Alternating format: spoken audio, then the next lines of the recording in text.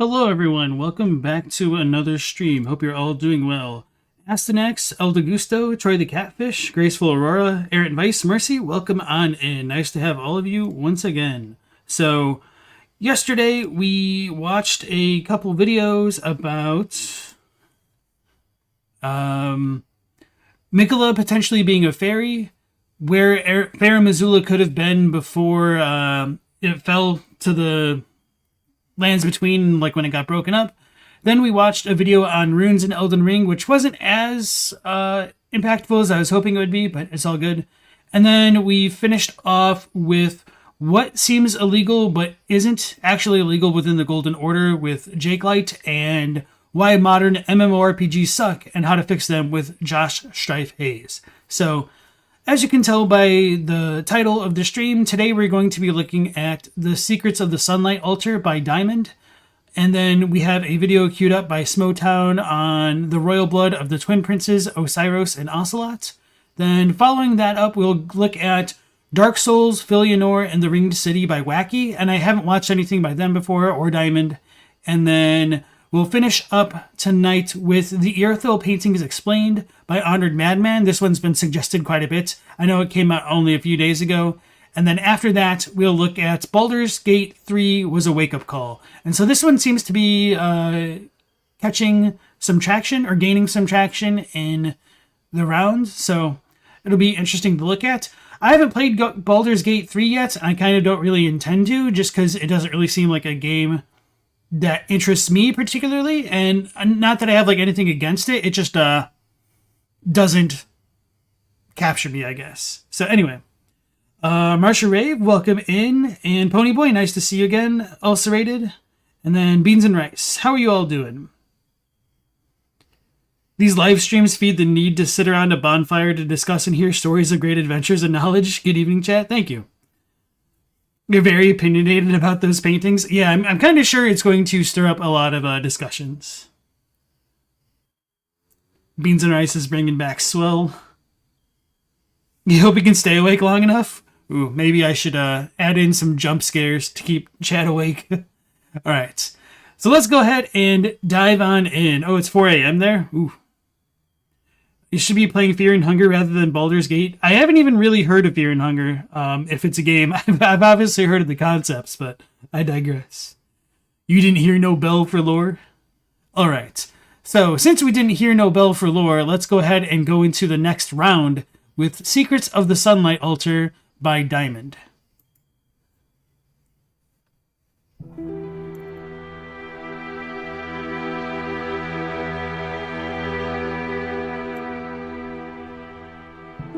Oh, is this not going to have any voice?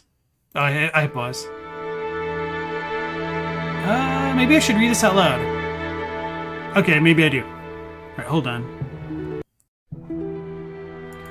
The Sunlight Altar is a memorable, serene location in the first Dark Souls.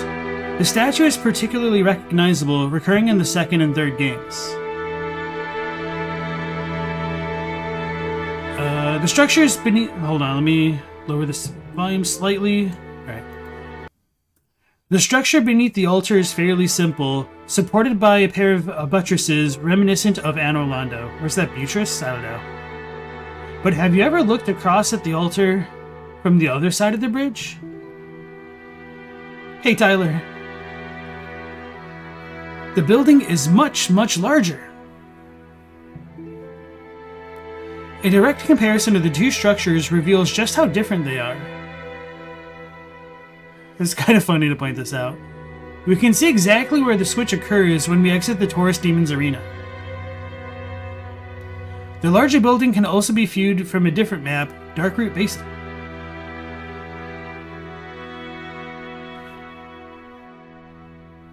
So what exactly is this building? Cut content? Or something else? Sunlight Altar Secrets, Part 1, Collision. There are a lot of unused assets in Dark Souls. Let's briefly talk about 3 types: map pieces, collision data, nav meshes. 1. Map pieces, the world that you see in-game.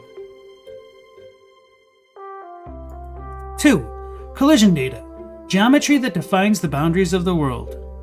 3. Nav meshes. How enemies and NPCs navigate the world. Sons, a user on the From Software Modding Discord, was looking through unused collision data and one piece caught their attention.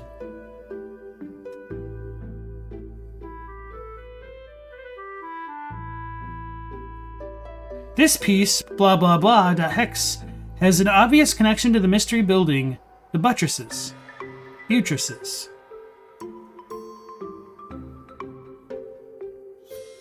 Sons wondered what the collision would look like on the back of the building.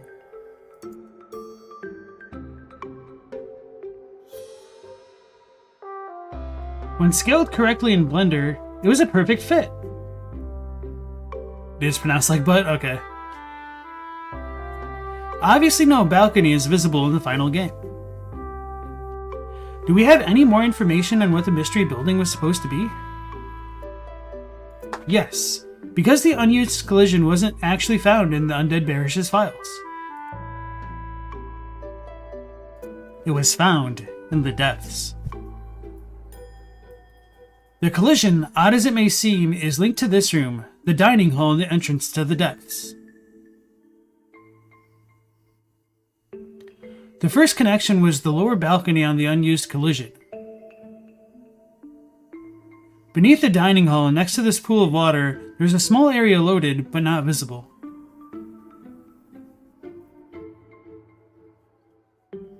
This unused area had been known about for a while, but its purpose was unknown.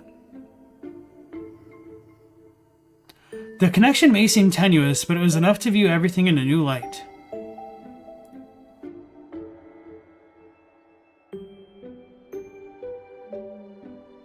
With this piece of the puzzle, the rest was quickly figure-outable. The dining hall was originally in Undead Parish beneath the Sunlight Altar.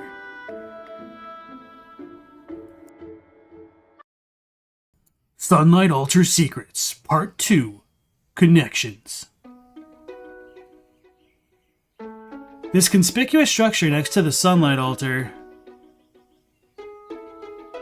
matches the entrance to the depths, including the dip in the roof.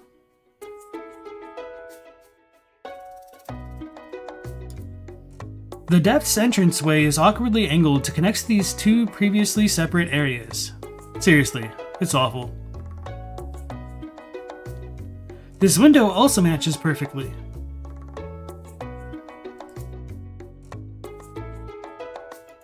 With the hinges on the wrong side. These recesses on the outside match recesses inside the dining hall.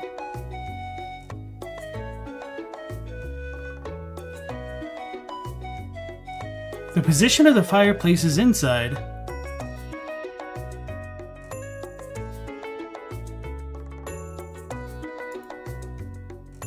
perfectly aligns with the chimneys outside.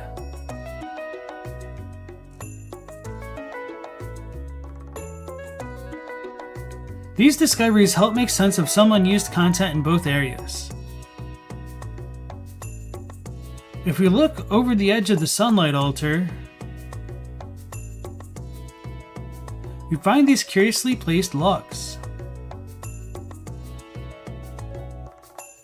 These logs would roughly correspond to this unused debris object above the butcher.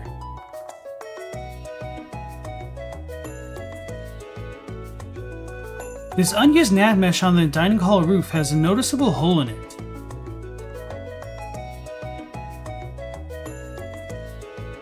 And fits perfectly on the roof underneath the Sunlight Altar.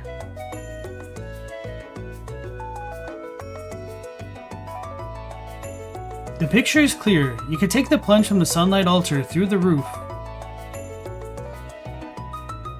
and land on this unused upper walkway in the dining hall.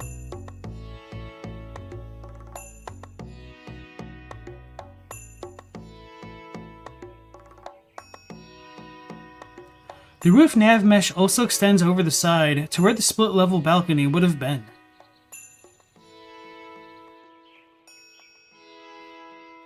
It appears there are multiple ways of accessing this area from the parish. And now they're all gone. Sunlight Altars Secrets, Part 3, Considerations.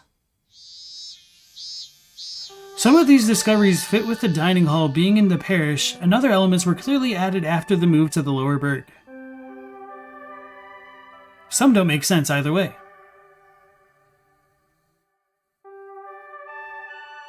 For example, the room where we find Laurentius, that was clearly added later, right? It sticks out from the side of the dining hall.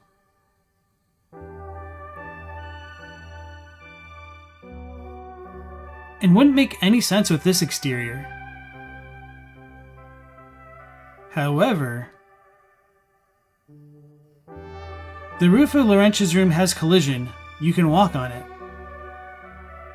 And has nav mesh. As a result, it's unclear when this room was added. Grimrook recently discovered this unused nav mesh. Its position confirms the original relationship between the Sunlight Altar and the dining hall. While the top section matches the parish as we know it, the lower section expands out into the valley. Again, this discovery doesn't quite fit our understanding of the location's development history. The dining hall fit well with the aesthetics of the parish, but perhaps environmental storytelling won out.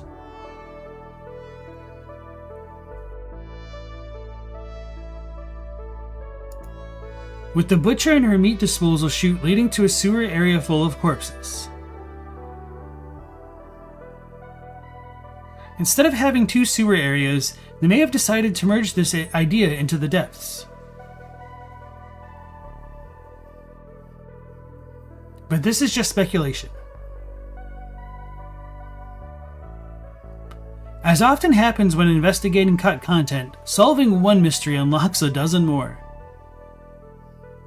Rip, I feel that.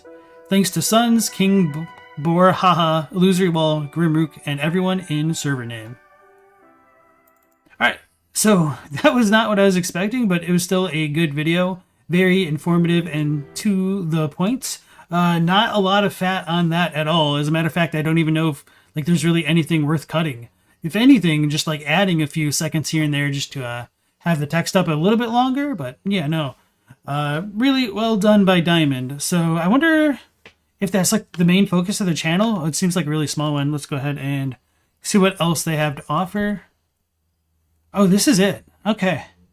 Oh, so they're a brand new channel. I may as well subscribe because if they keep producing content like that, I'll be interested in learning more about it. So, right, I just did subscribe. Okay, so if you guys want to give Diamond a like and a follow, aka a sub on YouTube, there's the link to that video that we just watched. So, I probably only absorbed half of that because I was more focused on reading fluently. But anyway, yeah, I guess that doesn't really tell us a ton about the Sunlight Altar itself, but oh well. Alright, now we'll move on into some lore with a Smoughtown video about the royal blood of the twin princes Oceiros. Nope. The twin princes. No, I was right. Oceiros and Ocelotte. Oh, okay, not the twin princes Oceiros and Ocelotte.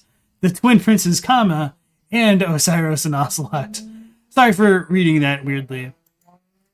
So hi there folks, it's me Smoughtown, and this week's lore video is related to my last video on Guinevere's legacy, for I concluded that Guinevere...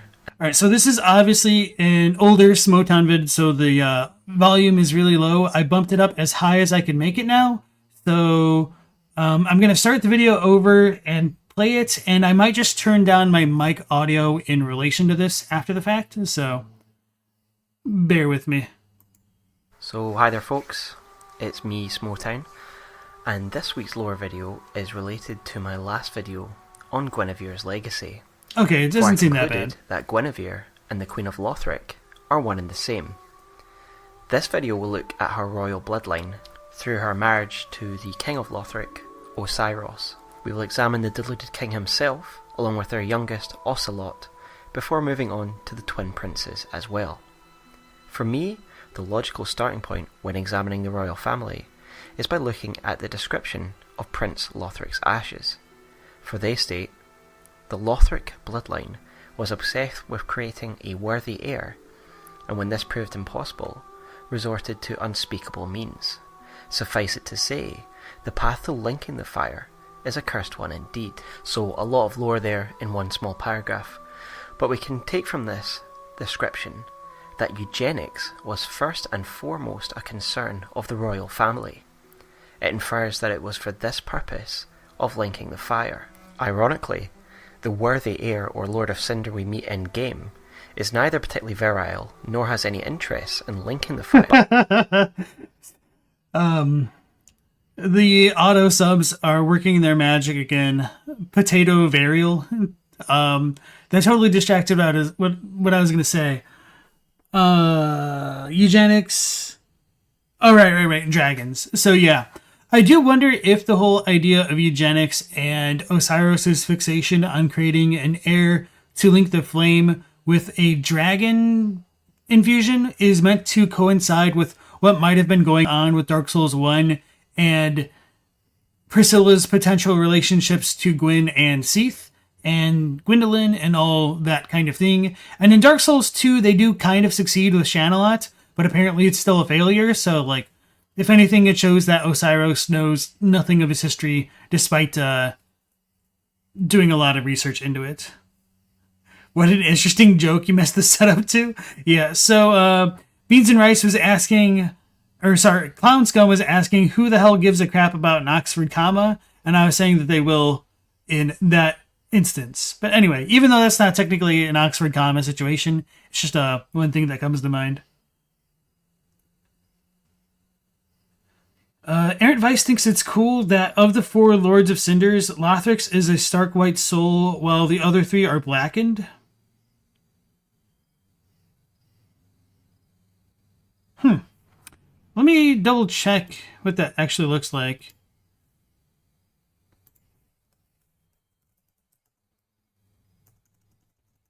Oh man.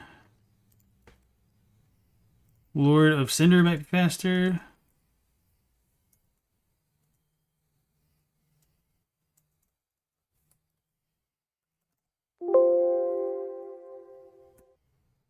So Cinders of a Lord. Wait, what is stark white?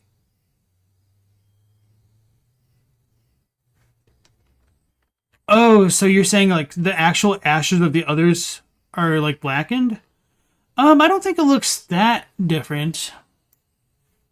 So let's go ahead and zoom this in. Oof. Maybe zoom it out a little bit so we can actually see what's going on. Alright, so yeah, they're all on like ashes, and these ones are certainly like a little bit black. But I don't really think this one is meant to be substantially different from the others. I think just, well, I guess it is a bit more white or ash. Huh. Maybe you're right. I guess that one is kind of too.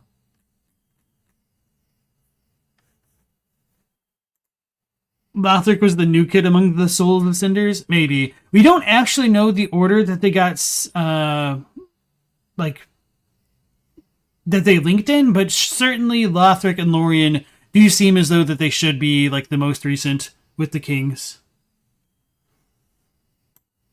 Alright, so let's go ahead back to the video.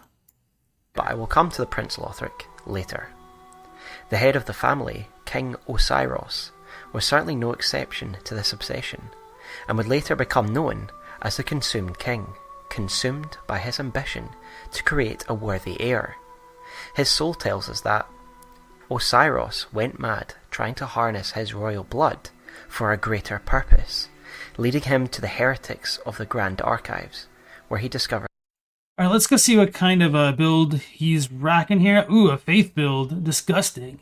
Faith, strength, and endurance. And very little vigor because it's DS3 after all. Okay. the twist of worship of Seath the Pale Drake. The Pale Clearly, Drink. Oceiros, as the head of this dynasty, was obsessed to create an heir. The ashes tell us that the bloodline would eventually resort to unspeakable means to achieve this.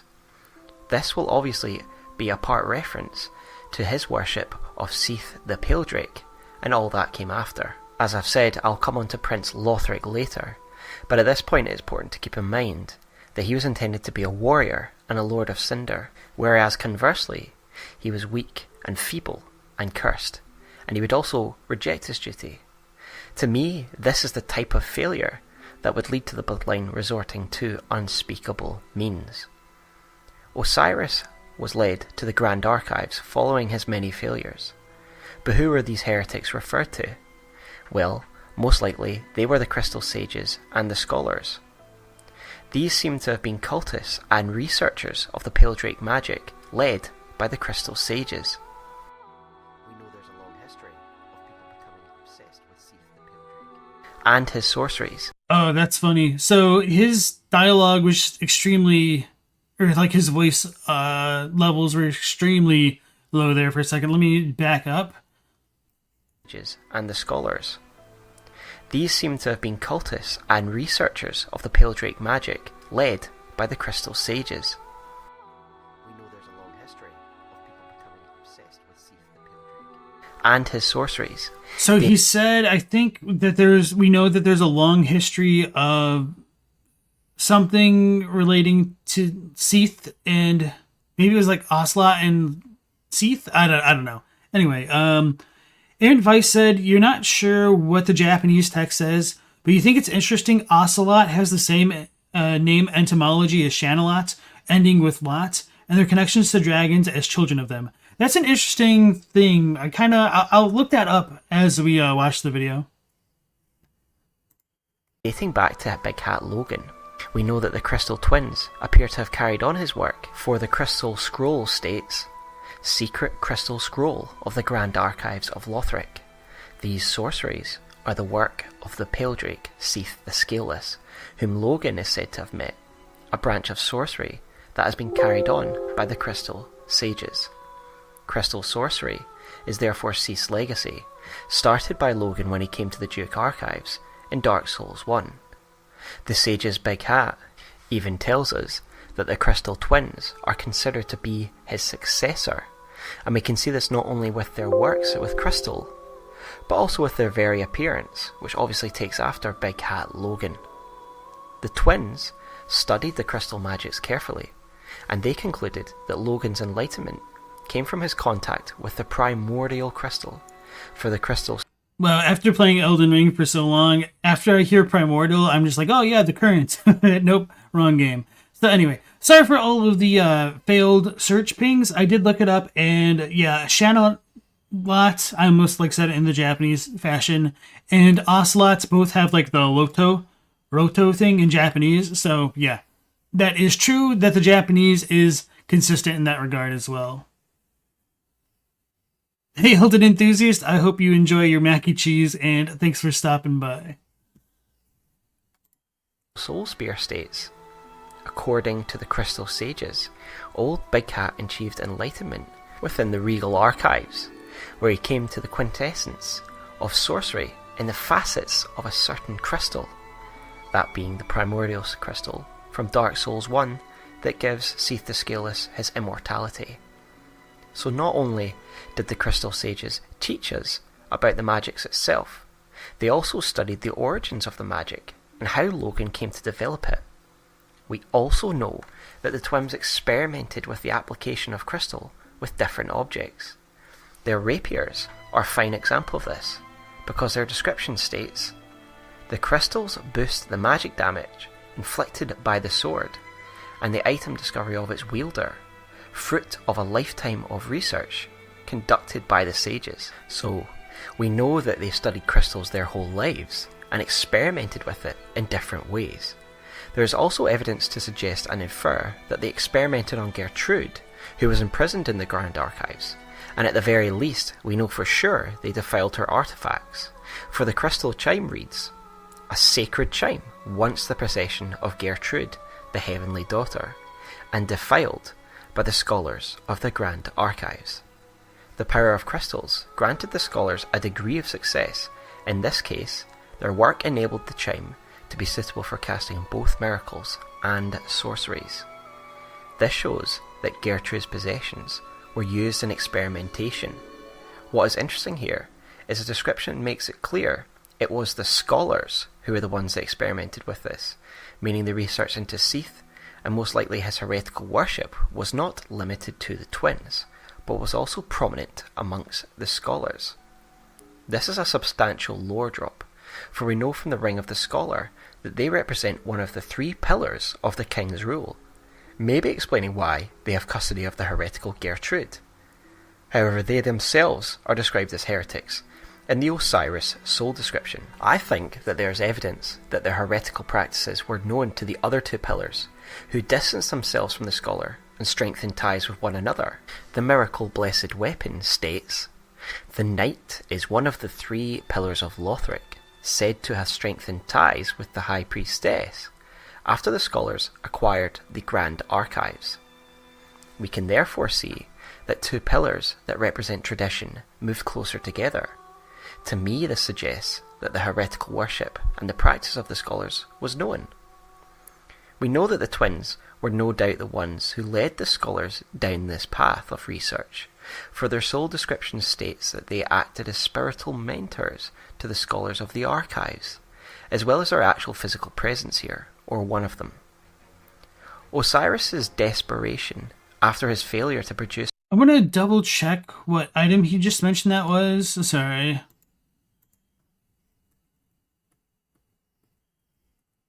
Where was it? White Dragon? No. Now we're too far, aren't we? Yeah, we're definitely too far. Okay.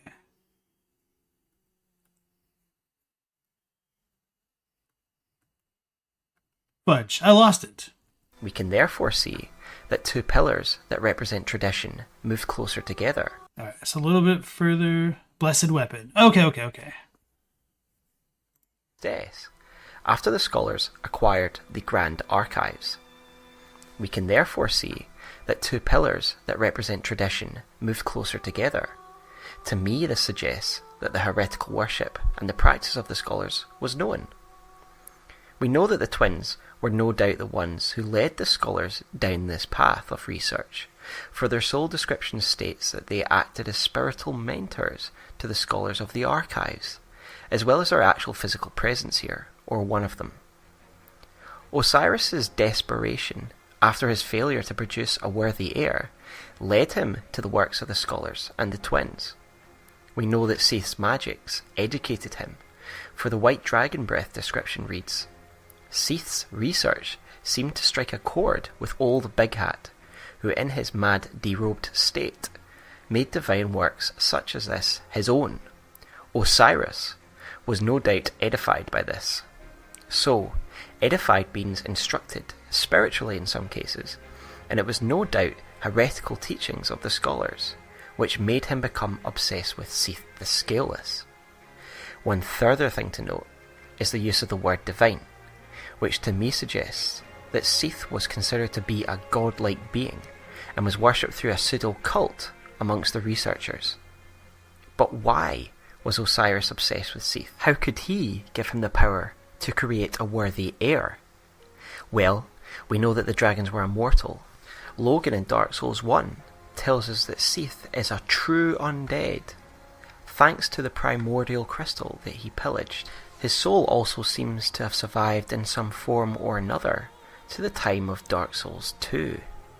And it is worth noting that the term that they use to call Seath a quote-unquote true undead is different from like what Hollows are referred to as. So let's go ahead and pull up our handy dandy little G-show.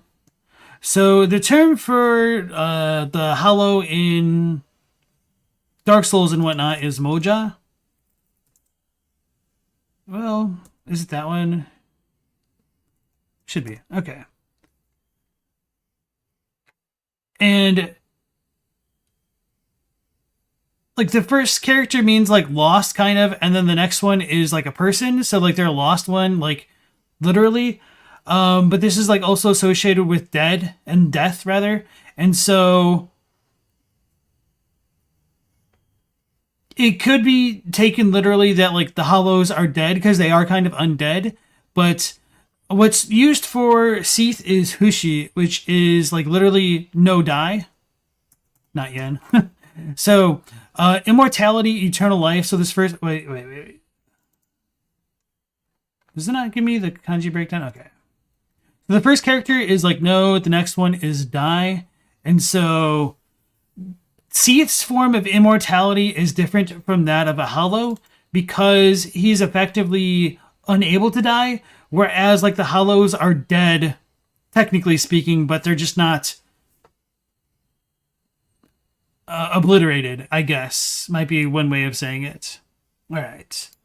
Yeah, he's deathless rather than undead. Yeah, okay. So then Errant Vice said, crystals are the medium through which souls are transposed. We can see the giant blacksmith do it, presumably taught by Seath. Then Ornifex and Strayed, one a Corvian, the other a sorcerer. And then Ludlith uses the transposing kiln.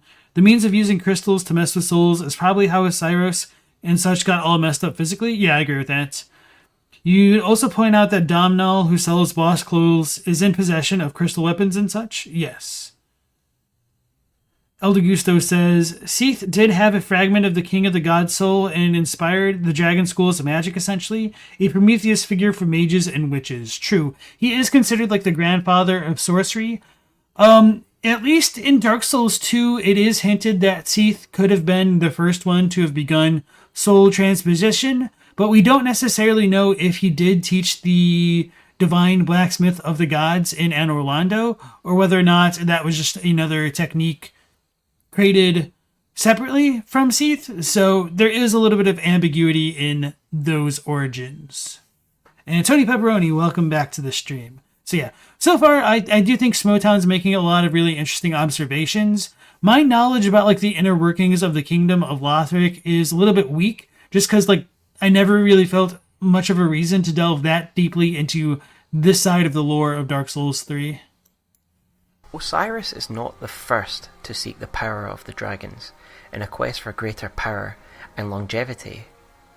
There exists the path of the dragon, a covenant where humans attempted to gain dragon form by emulating and worshipping them. In Dark Souls 2, Aldia seems to attempt to harness the power of the dragons to escape the endless cycle. To what extent is really worthy of its own video, but it seems that Shanalotte, the Emerald Herald, was born of these efforts. It is therefore easy to see, upon learning of Seath's legacy, that Oceiros attempted to claim the power for his own, to create a worthy successor. In the Consumed Garden, we can find dragonkin and evidence of dragon worship in the room behind Oceiros. A dead person is performing the Path of the Dragon gesture, and we can later find the Drake blood set here. This suggests that Oceiros may have been connected or instigated a dragon worshipping cult, and we could even go as far as saying that the Snake Men may be the failed experiments of his, because we know the Snake Men are in fact imperfect dragons or failed dragons. Oceiros' obsession with creating an heir through the means of dragon eugenics is no doubt one of the reasons his wife and the Queen of Lothric, or Guinevere, left, for the divine blessing tells us. The Queen of Lothric married to... Oh no. Anyway, before getting down into the whole like Guinevere route here, which I am vehemently opposed to, yeah, the Snake Men. So the presence of the Snake Men is a little bit questionable because there, at the very least, were some Snake Men in DS1. Although I do think it's an interesting idea that the ones by Oceiros could have been a product of his research because, you know, snakes are, in a sense, failed dragons in these games. So Smoughtown might be onto something there. But at the very least, it isn't made explicit. You find Lothric fascinating because it's where DS2 and DS1 violently collide? That area always reminded you of the locked doors of Pharos. I could see that with like all the like the little tombs and stuff. Alright, going back. To the former king, Oceiros, was initially revered as a goddess of fertility and bounty. After giving birth to her youngest, Ocelotte, she quietly disappeared. It was after the birth of this last child that she left, and indeed Oceiros' obsession ran deep with this child in particular. We know that after Oceiros became mad he became known as the Consumed King, for the dragon scale ring states, in his later years, Oceiros became fascinated with dragons. After going mad, he was more commonly known as the Consumed King. Many assassins were dispatched to his domain, but none returned. The ring also tells us something else very interesting. Many assassins were dispatched to kill him. But who sent these assassins?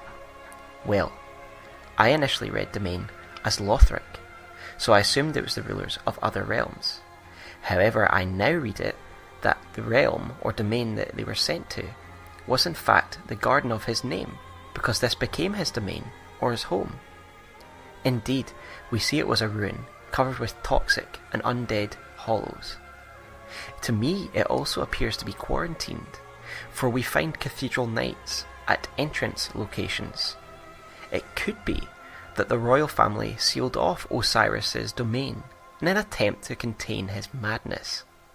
It seems to me that currently it is the twin princes that rule, and indeed the divine blessing describes Oceiros as the former king, suggesting he now no longer rules, and maybe it was the new ruling body who tried to have him assassinated. When we finally meet Oceiros in the gardens of the same name, he is very dragonesque, and therefore has been granted some degree of success. Indeed, he specifically seems to take after Seath, both in appearance and with the use of his crystal magics. We also know he was infatuated with Moonlight from the description of the greatsword of the same name. Moonlight is associated with Seath, and it again highlights that he was trying to claim Seath's power for his own. However, it was not a complete success. His moniker of Consumed would suggest he is consumed by madness, deluded. His physicality is also warped and abnormal. He isn't a perfect dragon. He also seems to believe he is cradling his own child, for he holds... And for what it's worth, in Dark Souls 1, Seath is kind of also described as... Wait, what is he... What do they call it? I would need to look at my notes from DS1. Should have it somewhere. But this is going to be really old. It might take me a hot minute to find it, to be honest.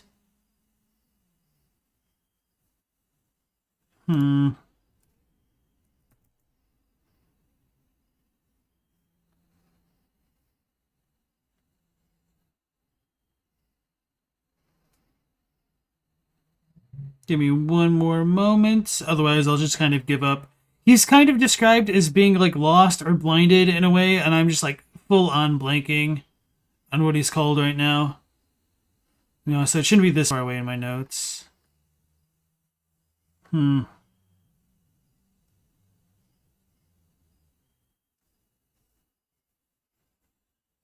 right.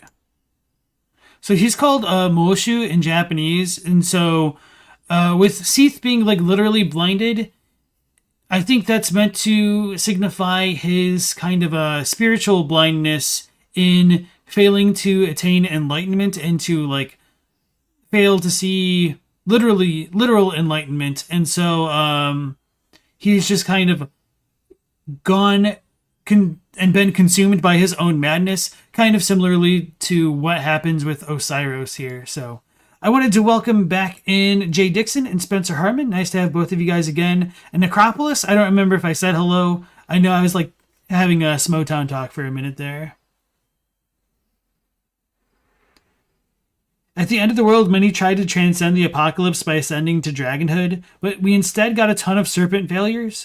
Bus of Men are the next primordial serpents. Maybe. Errant says... The presence of Toxic in the garden invokes the dark really hard, as Toxic seems to track with a relation to the dark. It's in the profane capital with where the dark infused profaned flame originated. So, be that as it may, there's parts of the dark which resemble poison, but they aren't technically poisonous, according to Dark Fog. Although, does Dark Fog inflict Toxic? I don't think so. Yeah, Seath is bound by the chains of want in seeking immortality and knowledge. And that applies to Logan and Oceiros here as well. So Was there anything else that I can think of? If so, I've forgotten it. Holds his hand in such a manner and states,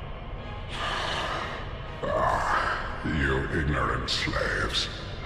Finally taken notice, have you? Of the power of my beloved Ocelotte, child of dragons.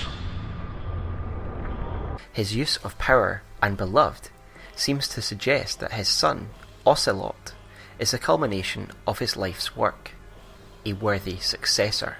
But he isn't holding anything, although he believes we are a slave, a subject, who has come to claim his son's power. Two things are suggested to me.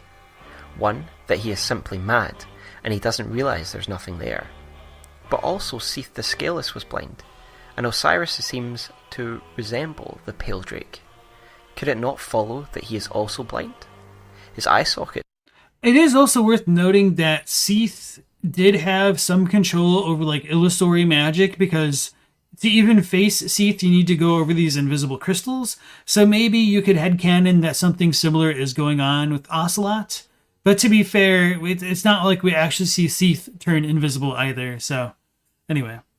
Does the game ever gender Ocelotte as a male? I don't know. I would need to like double check the Japanese, but if it doesn't stick out in my mind, I'm going to assume that maybe it's just either male or it doesn't state. It certainly look empty. For whatever reason, it looks to be that he thinks his son is present. As the fight progresses, he becomes more and more deranged, asking for Ocelotte to come out before flying into a bestial rage. He refers to Ocelotte as being born of dragons, therefore suggesting that he believes himself to be a dragon. Killing this deluded deformity seems like mercy by the end. And doesn't Ocelotte kind of cry throughout this fight? Maybe I'm misremembering. Hey guys, look, it's the Three Fingers door without the fingerprints. Is he never called Prince Ocelotte? I don't remember. I honestly don't. I would need to like look it up. But I don't even know if Ocelotte's really mentioned in any items. Maybe the soul of Oceiros? These damn names.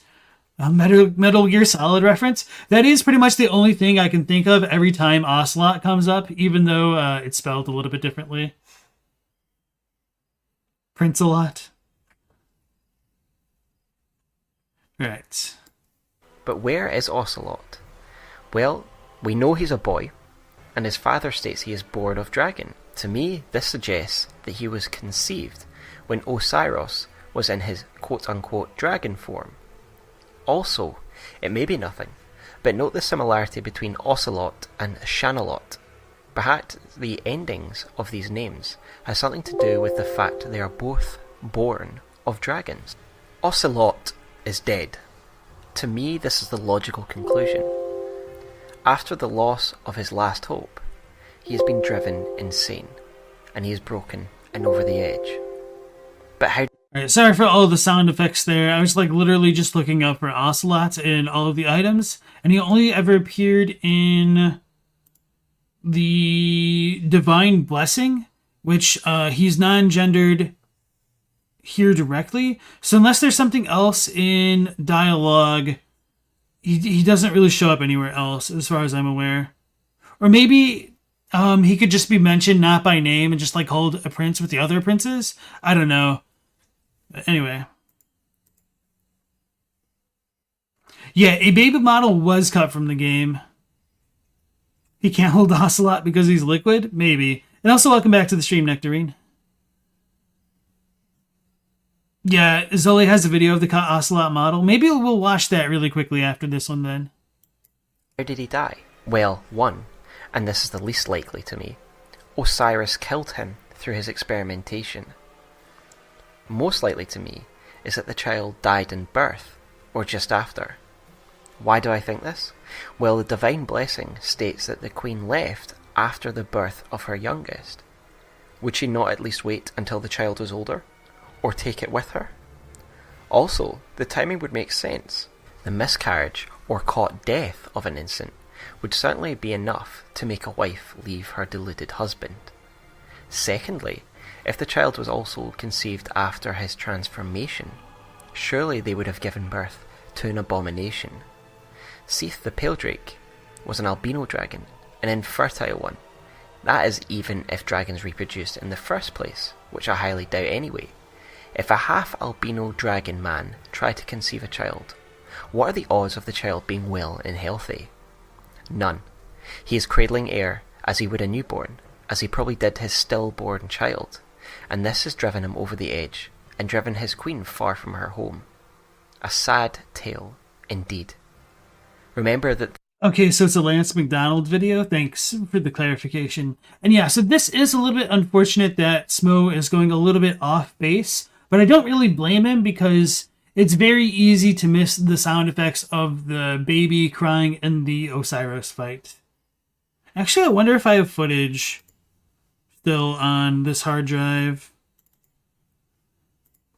Oh, if I do, yeah, my DS3 stuff is not very well compartmentalized. Although, actually, we might be good. Okay, let's see if my audio is normal on this. I'll turn it down a bit.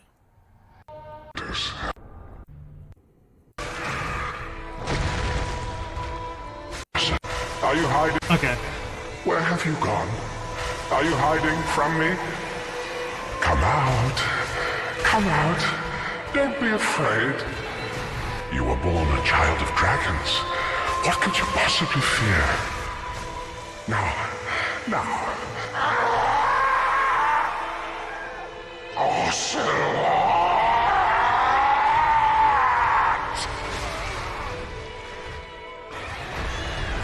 There it is. Okay, I'm going to back it up like 3 seconds, and then you guys will hear it for sure.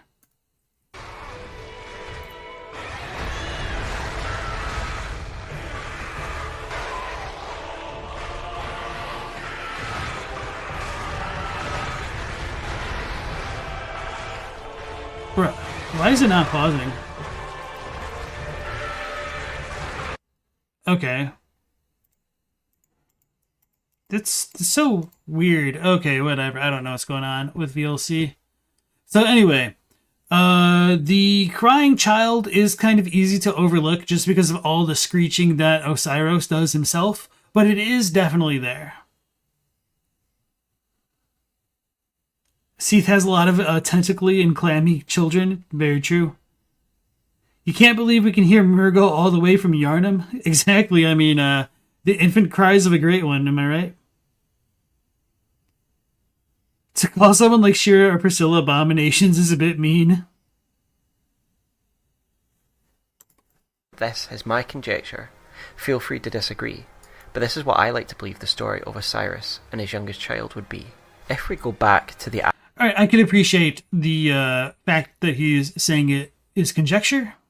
Ashes of Lothric, it would seem that Ocelotte was conceived to play a role in the linking of the fire. However, there are two other members of the royal family who were not interested in such things. The twin princes, Lorien and Lothric. Despite the title Twin Princes, I do not believe them to be twins. I may be wrong, but I think this is more to do with their entwined soul. That's a really bold claim. Yeah. Obviously, the fact that they're interlinked the way they are makes it really easy to have that kind of knee-jerk reaction that they are definitely twins, but I think you could play with the idea a little bit, even though I think obviously the most likely reading is that they're twins, but I digress. Which I will deal with later. Yes, Lorien could still be the elder and a twin. I think such a description of him means he is the elder brother in the more straightforward sense. It doesn't particularly matter one way or the other, but it is something I wanted to bring up. However, if they were twins, it would be nice to note that one was raised as a warrior and the other a scholar. First, we will deal with Lorien, the elder prince. Lorien was raised as a warrior. We know this because his armor set states, this black dyed brass armor was passed down to him from the royal family. Lorien, raised as a knight, is said to have been left mute and crippled by his younger brother's curse. It is also said that Lorien, in fact, wished it so. I will return to the matter of their curse later, but for now, the armour confirms that Lorien was raised as a knight, and his armour was Alright, I'll be honest, I totally got distracted by curse being called cars, and I just had the mental imagery of like Lothric and Lorien driving around like a very comically undersized car with like Lorien in the front seat driving and like Lothric hanging on his back. It's a convertible, of course, but anyway. an heirloom, which suggests that the royal line may have been a line of great warriors. Indeed, when we meet Lorien, he clearly is more physically imposing, albeit crippled, than his younger brother. We can learn some of his great feats as a warrior from the description of his greatsword, which states, "Before Lorien embraced his brother's curse, he was a knight who single-handedly slayed the demon prince." Lorien was clearly a great warrior, and whether this is an exaggerated tale or not, it is fair to assume that his peers and subjects would have seen him as a great warrior hero. When we meet Lorien, he is dangerous, but he's not what we'd expect. He fights from his knees and acts like a beast. So what happened to our knightly hero?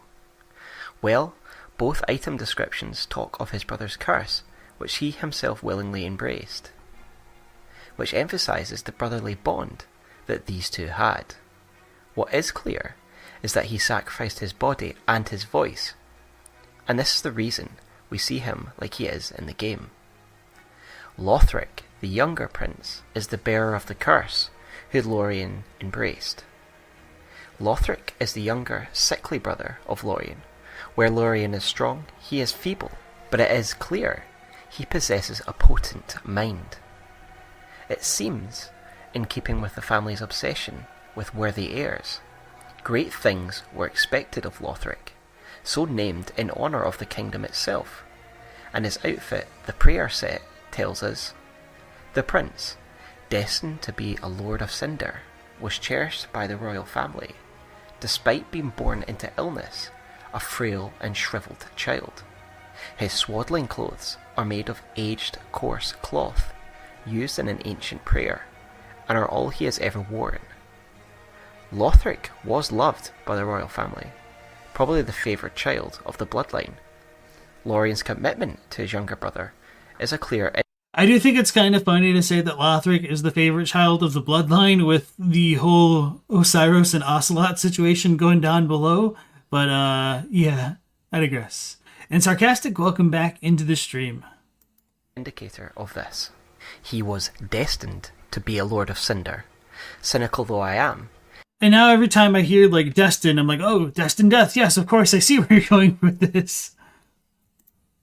He was destined to be a Lord of Cinder.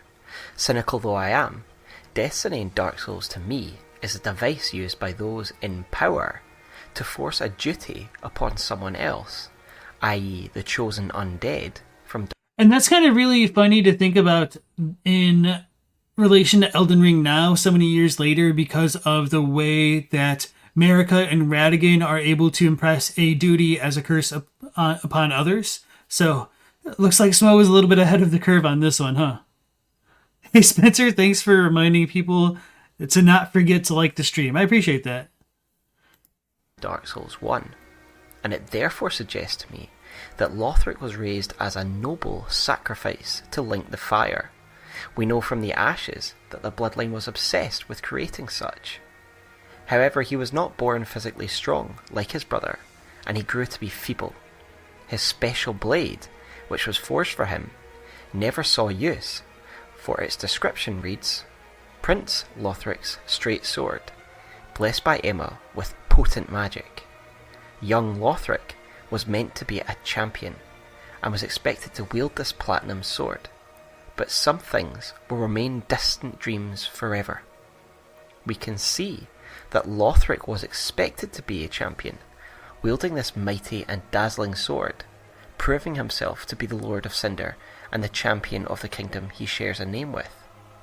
This image is reflected in the statues of Lothric wielding the sword.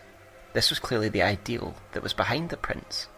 However, the reality is, Lothric was no warrior, nor did he have any intention on taking on the mantle of Lord of Cinder. The sword's description also I do think that Lothric may have initially intended to take on the role of the Lord of Cinder. Well, to link the flame, because he did become a Lord of Cinder. And I think it's once he did that and he realized that what he had done wasn't going to substantially alter or save the world, that he became disillusioned with becoming a Lord of Cinder and the process of anointing a new Lord of Cinder. Points to another of Lothric's relationships, and that is with High Priestess Emma, who not only blessed his weapon and watched over him, but also wet nursed him. For the ring of the priestess states, the High Priestess also served as the prince's wet nurse. Now, it isn't clear if she always served the princes as a wet nurse, as tradition, but what is clear to me, that there certainly existed a relationship between herself and Lothric, whom she clearly helped raise. He is quite childlike after all. His outfit tells us he has never grown out of his swaddling clothes, and this is most likely to do with his physicality, rather than him being childlike in the mind. Upon defeating 3 Lords of Cinder, you are called back to Emma. She is dying, and she says Prince Lothric is in our hands. Please save his soul. Tell him what he must be, a lord. So she tells us that we must save his soul by forcing him into a duty as a lord and sacrificing him for the greater good. She clearly believes his soul is at risk because he has renounced his duty. Why is she dying? Well, if you remember the first time we meet her, she is sitting in front of the castle access, blocking our route. She quickly directs you away from here, emphasizing that the Lords of Cinder are not here. This is a lie. One is here. Why did she lie? To protect someone she raised from infancy, and we can all certainly appreciate that. She deceives us, but once we have returned the other lords to their throne, she realizes that the time has come, and Lothric must do his duty that he is trying to shirk. Isn't it that you can't even really go and fight Lothric and Lorien until you do kill the other Lords of Cinder? You can't really out-of-sequence that part of the game, unfortunately. So she's kind of right, but I mean, she's saying that the other Lords of Cinder aren't there. They aren't going to return to their thrones, but yeah, there is a little bit of a liberty taken, I guess, with that. Emma is old in this game, so it must take place after Sekiro. Yeah, Emma.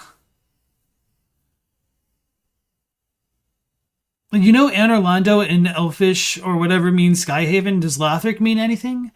I don't really know, and that's one of those weird things with the Dark Souls etymology where it's unclear maybe how much is derived from Western etymology versus an idea that Miyazaki had, but maybe there is etymology to it that I don't really know. The Grand Archives key doesn't appear since Goddard's corpse isn't there, and one of the cooler theories is that Gotthard, or Gothard, whatever you want to call him, could have been the one to kill Emma if you don't kill Emma yourself and initiate the Dancer of the Boreal Valley fight, because he drops the... what is it? Onikiri and Obadachi? So,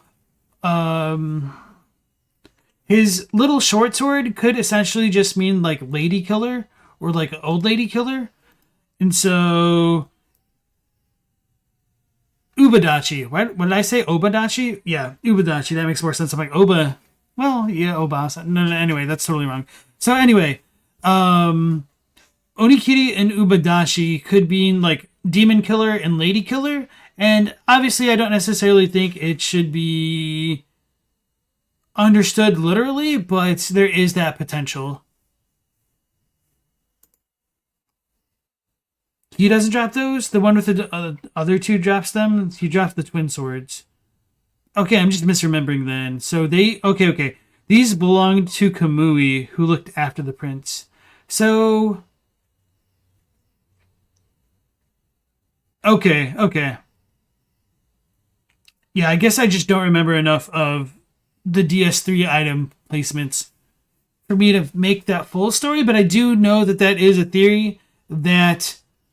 whoever, I guess Kamui could have been the one who killed Emma here. she can protect him no longer, and the greater good must come first. But this does not make it any easier for her, so she kills herself, before telling us to tell Lothric to embrace his duty, and handing us the basin we need to proceed.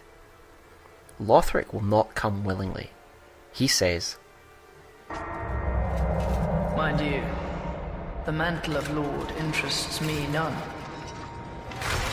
The fire-linking curse, the legacy of lords, let it all fade into nothing." He does not care for the cycles or the linking of the flame.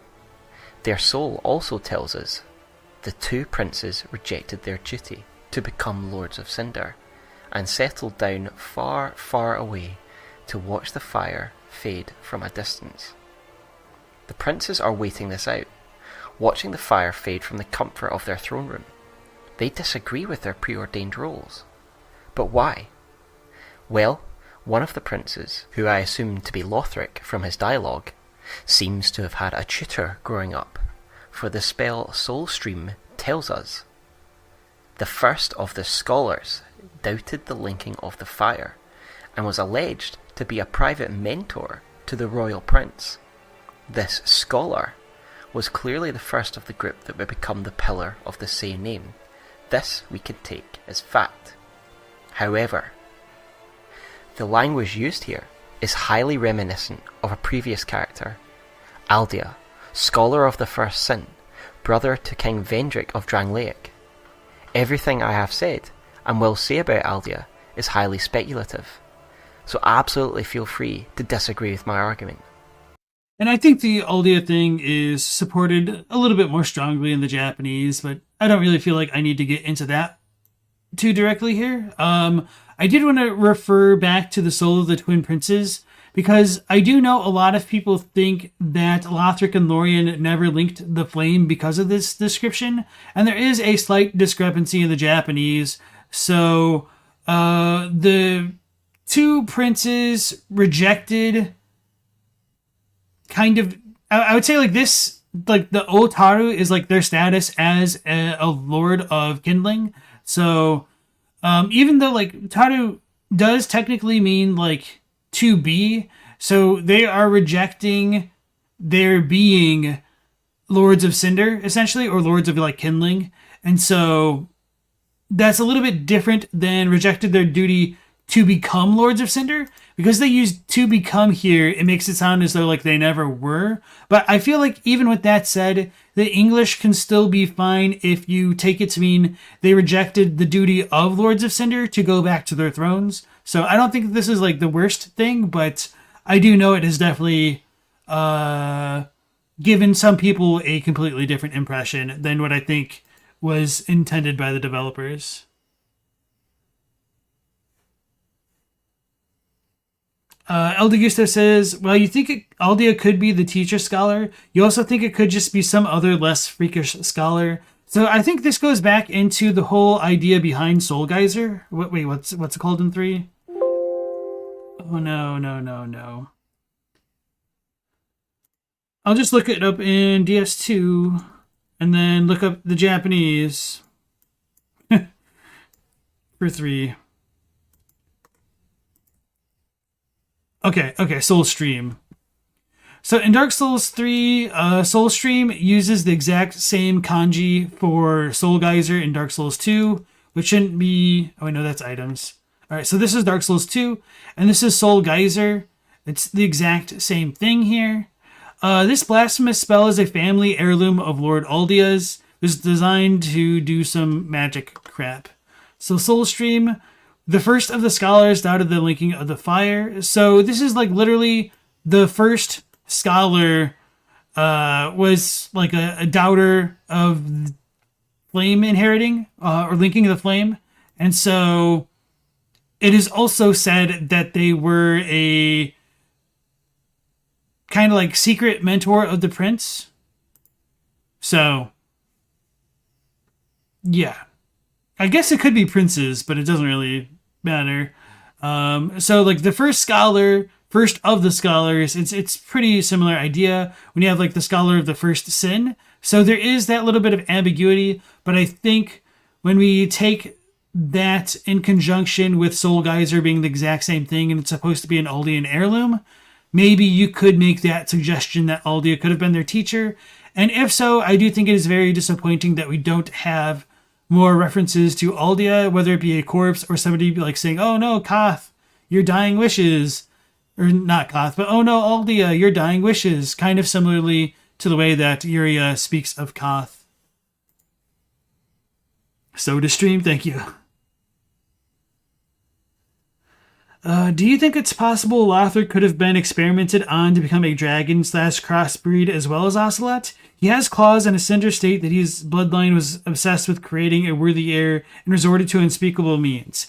Yes, I do think it is possible that Lothric was experimented on as well, and that might explain his kind of a broken, shriveled state. Although I guess you could also blame a large part of that on having already linked the flame. And I guess I should also substantiate my claims that Lothric and Lorien are Lords of Cinder by virtue of them having the Lord of Cinder slain text appear when you kill them. So that's just kind of why I think it's pretty much like unquestionable in my mind. The words Foss Scholar are what made my ears pick up, as Aldea was the scholar of the first sin, and may have been the founding member of the scholar caste as well. We meet Aldea in Dark Souls 2, who postulates questions to us throughout our journey, querying what choice we will make regarding the linking of the fire, or not, and what our motives are for these, what we hope to achieve. At the end of the game, however, he suggests that we try escaping the linking, beyond the reach of light and dark, avoiding perpetuating the cycle itself, being outside the cycle. This is my interpretation of his dialogue, and to me it matches what we know of the prince's scholar. To me, the language is too much of a coincidence, and I would like to think that it was Aldea who imparted his lifetime of study to the young Prince Lothric. Feel free to disagree. Whoever this scholar was. And I do think that is a very fair interpretation of Aldea at the end of Dark Souls 2, with the whole idea of going beyond fire and beyond darkness. He disagreed with the conventional view of linking of the fire, a role which Lothric was actually prepared for. Yet this teaching has clearly had a profound influence on the young man, and he seems prepared to die before playing any role in the linking of the fire, probably because of his education. This is why we must collect the ash of Prince Lothric from his dead body. But his brother stands in our way, so the time has come to tackle the subject of their bond and their curse. It seems that Lorien became cursed through choice to support his brother, yet Lothric seems to be the original source of the curse. His closing description tells us that he was born into illness, feeble and weak, so it is a definite possibility that he was in fact born with the curse. However, there is another possibility that I'd like to propose. He is sickly and ill, but this is separate from his curse, and he was later cursed by something or someone. Why? Maybe he was cursed because of his refusal to follow the preordained path. This is definitely possible. He would have irked a lot of people in his refusal to become a Lord of Cinder. There is a further possibility. We know from Lothric's ash that the family resorted to unspeakable means when trying to forge the perfect heir. I have spoken about Oceiros' work with dragons. However, what if Lothric was subject to his father's experiments? Through the course of the experiments, he may well have become the subject of a curse, and this is my favourite explanation thus far. While on this chain of thought, we can see feathers all over the throne room. Was Lothric experimented on the scholar's interest and research into the Angels? Considering Oceiros' connection to the scholars, it is a real possibility. Of course, the feathers could mean anything else, that the angels attacked the royal family. I refer you to my Angelic Faith video for an in-depth analysis. But if I remember correctly, a couple of angel feathers do appear in Lothric and Lorien's attacks, so this doesn't stand out to me as being like too unrelated to them, but yeah, okay. Suffice it to say, the Angelic Faith and their followers took up arms against the establishment, and we could be looking at evidence of an attack on the royals. There is also the possibility that the angels visited the princes, and considering they rejected traditional religious views of their contemporaries, perhaps they found solace in an alternate faith.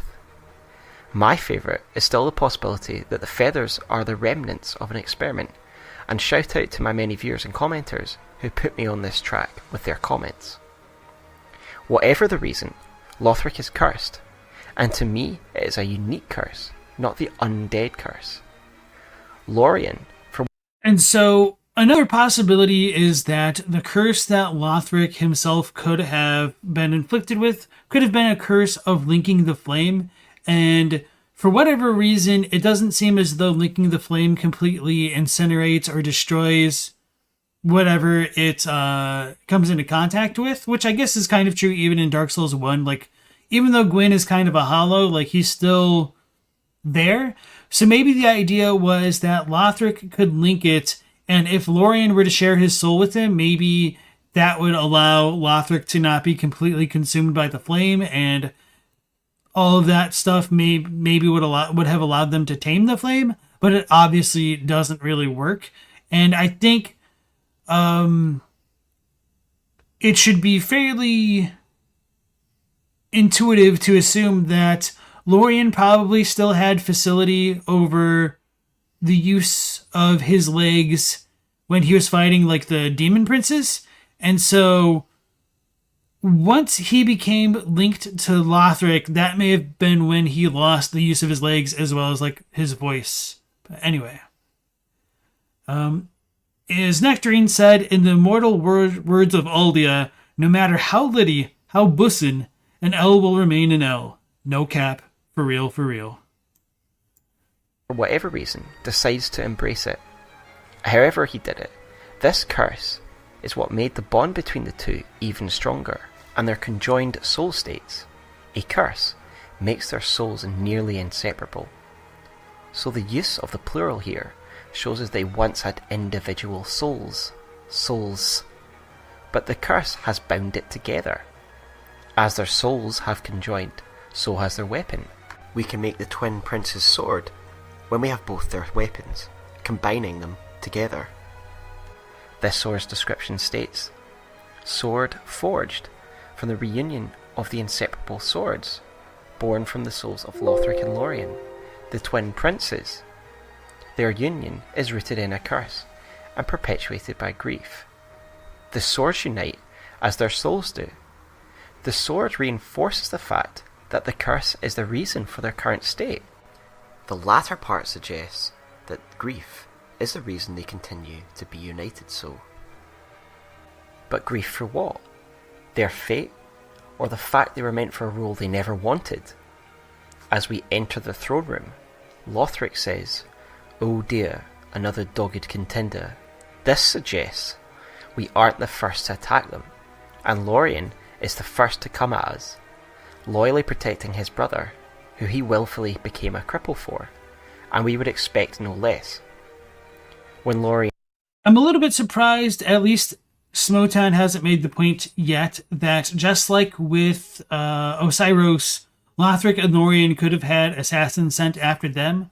And also to go along earlier in the video, I was wondering if Smoughtown was going to try to connect the hunters that got sent after King Oceiros with like the hunters as part of like the kind of hidden fourth pillar of the Lothric castle, but to be fair, we don't have like explicit confirmation of that, although I think it could be a neat idea that the younger twin princes could have sent an assassin after their father to cement their rule, but I don't even really think you need to make those arguments to cement their place in the hierarchy here. falls, we can see the true extent of their bond, and this curse. Whatever the curse is, and however it came to be, it keeps Lorien from death by allowing Lothric to rise him up, who says, "Rise if you would, for that is our curse." This could be And so I do think this ties into a lot of the imagery that I've been talking about on stream lately about curses being related to life And potentially being cursed in and of itself could mean being filled with excess life or having your life being eaten by life that is not intrinsically one's own. So with Lothric and Lorien kind of sharing their lives together, they're able to revive each other because one cannot fully die as long as the other exists, I guess. But to extend this idea a little bit further, that might also tie into how Father Ariandel is able to revive Sister Frida with his blood, because like his pool of blood connects into Frida's pool of blood, and souls can be shared through blood. And so like he pounds his kiln that has like the flame onto his blood, which the flame travels from him into Frida, into like phase 3, and then she like comes back to life. And obviously that imagery can tie back into the Abyss Watchers, whose blood all congeals together to get like put into like the final Abyss Watcher, who becomes embered and all of that stuff. And so El Degusto said they think that Lothric and Lorien's curse might be sharing the burden of the brother's crippled form. Like his brother might be a little less cursed due to his bro taking some of it. And yes, I agree with that, which is why I think Lorien is now crippled and mute, whereas I do not believe he would have been crippled or mute before he started to share Lothric's curse. And Lothric is probably better off because, in my mind, he's already linked the flame, and he's probably not that much different than Ludleth, and maybe even worse off without Lorien to offset some of that burden. Kind of reminds you of how Mikola revives Millennia after phase 1. Yeah, that one is a little bit arguable, but I can see where you're coming with that. Indicative to some that the curse is the curse of the undead, but to me it isn't. To me this is more. It means that they cannot die separately. They are one. That is their curse, their shared burden that they must shoulder together until their death, their joint death. The second phase of the fight shows their true bond.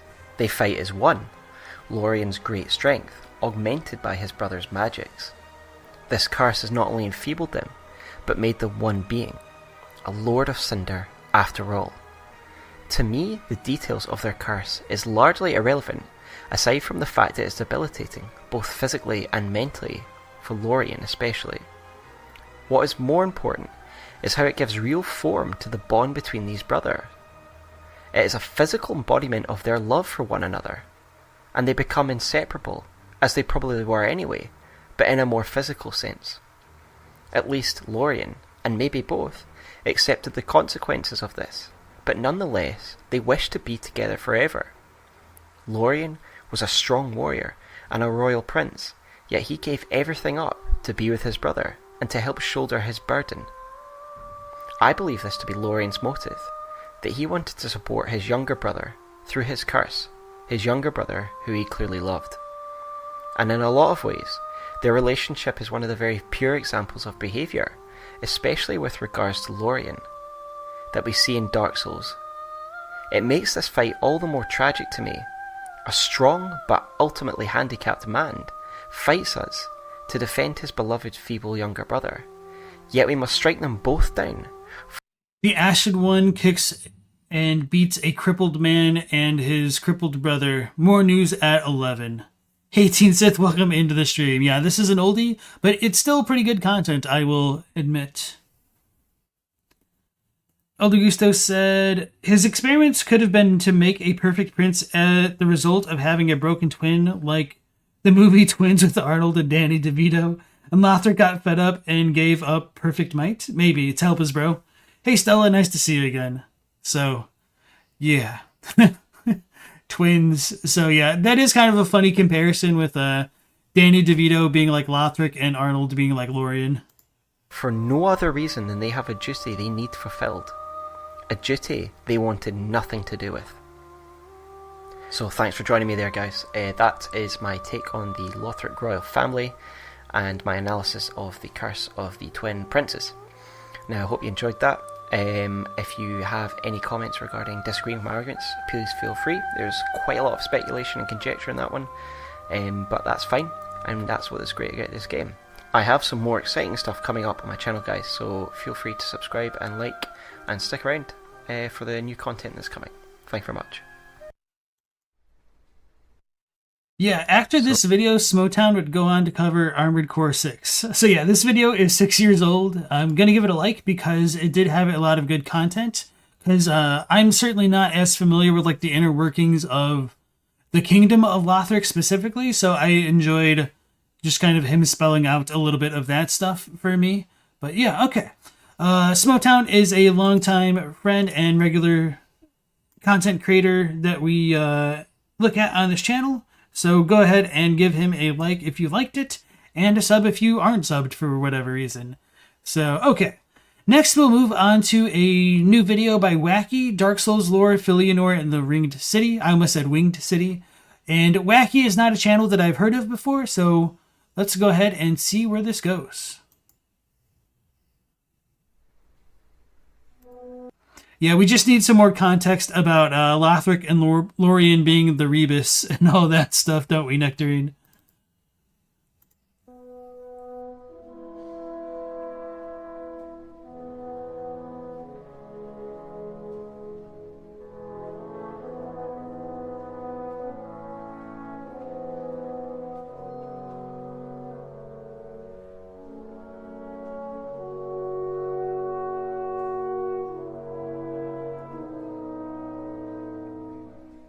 Well, asked next, did you try unliking it and liking it again? Far beyond the edge of the known world lies a secret. A city frozen in time and populated by a race of diminutive beings known as men. Their home, which they called the Ring City, was indeed the greatest of all human cities, for it was gifted to them by the gods. A reward, they knew, for their faithful service during the Dawn Age. At the center of the city stands Filianore's church, which... Yeah, Smoughtown's video is extremely quiet, and this one is kind of like a normal volume, so I had to bring it down for you guys. Hopefully that's not too bad for you at this point. ...held the greatest treasure the Pygmies possessed, the goddess Filianore, gifted to them along with the city by the great Lord Gwyn. And so it was, until the day a stranger, not unlike the Pygmies themselves, travelled to the city in search of answers. It's quiet now? Seek out Filianore's rest was the refrain, and so he did. The stranger made his way through the city and climbed the stairs leading up to the highest tower of the church. And there, in a room draped in the fickle beauty of 1,000 spring flowers, was Filianore, resting peacefully with a strange white sphere in her lap. The princess was a sight to behold, but it was the sphere that caught the stranger's eye. Its casing was a white so brilliant it could only have come from a light casted by the gods themselves. Only the shell had cracked, and one could see that a black tarry rock filled the inside. What exactly is the sphere? Why is the princess here? And why does she slumber so in the chamber of Flora? To understand these things we must recount a tale of 3 journeys. The first was made by our friend, the stranger, whom we already know. The second was made by a dutiful daughter. And the third journey was never made at all. Yes, Stella, this we just started now. So, Eldegusta says, it's still confusing what separates the Pygmies of the Ringed City from the rest of humanity not bound there. Like, is it just the Pygmies that interbred with the race of lords were allowed to spread? Yeah, we don't really know, and I feel like a lot of the story of the Ringed City is a bit of a fabrication, as some may say. And obviously, the humans and humanity and Pygmies were not entirely contained, especially as is evident during the time of Dark Souls 1. But to be fair, there is also the odd stuff that deals with, like, the quote-unquote world of men, where, like, the first chosen undead should have come from, and, like, Lordran kind of being a spiritual realm, so maybe the Pygmies in there could have just been men that never went to the world of men? I don't really know either, to be honest. The Ringed City is a psyop created to make you think these games have a story, a little bit. Right. So for some constructive criticism for, is it Wacky or Wacko? Let me look. To Wacky, it would be to work on like clearing out your mouth noises before you start talking into the microphone, giving yourself like a bit of proper distance because it sounds like there's a heavy echo. And sometimes like you can work with like the very low tech solution of like throwing a t-shirt onto like the back of the mic or something like that. So that way your voice doesn't bounce around as much. So I'm assuming this might be like one of their earlier videos. 6 years ago. Okay, so let me double check. 5 years ago. Okay, so it doesn't seem like they're very active. Oh, wait, no, it's... Okay, 3 years ago. Oh, okay. So yeah, there's like a lot of mouth noise that's going on. And normally I don't try to like point this out for content creators because it sucks when that happens. But this one is just kind of like really noticeable to me and is a little bit irritating.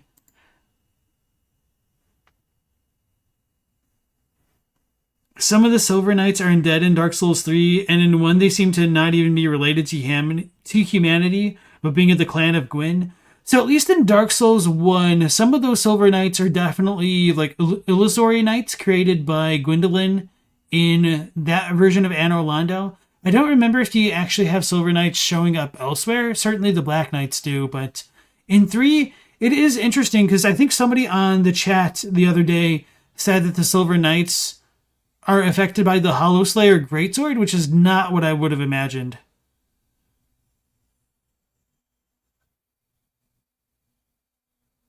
Oh god, you had a coworker who would always eat during their calls. You felt so bad for his customers. Okay, says Aaron Weiss, thank you.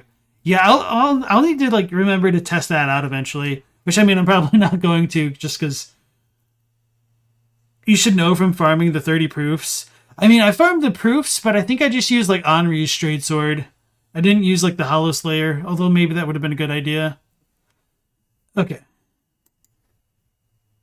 At the dawn of the Age of Fire, one being stood above all others. Gwyn, the Lord of Sunlight, used the power... All right. And so just to give a little bit of advice, if not for Wacky, then anybody else who like wants to do voice work, is to not shift around in their chair and make a lot of noises like I'm doing all the time on stream. But in more of a serious note, try not to drink like coffee or caffeine before like voice recording, because that is going to make your saliva like stick more to your mouth and produce more mouth noises. And then another one is you could like add a spritz of lemon to like a glass of water or something. Stay very well hydrated while doing voice work, all of that fun stuff.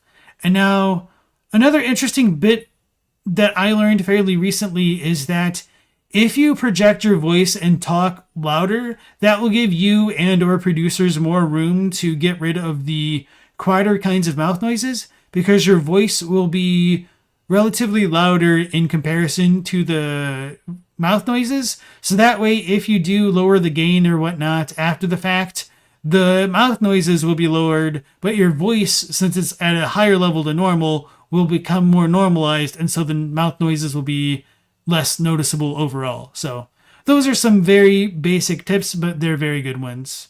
And another one, which is a little bit weird and unintuitive, I think, is to either chew gum periodically to like soak up any excess saliva, or just to reintegrate some saliva. But obviously, like, don't be like smacking the gum around while you're talking and whatnot. So anyway, enunciation also goes a long way, and that stuff is very difficult to do. When I do my voice work for my videos, I have to really consciously slow down like I'm talking now, except I slow down even further because I know a decent chunk of my target audiences don't speak English as a first language, and so it's very difficult slowing down and trying to sound natural and make the sentences flow fluently.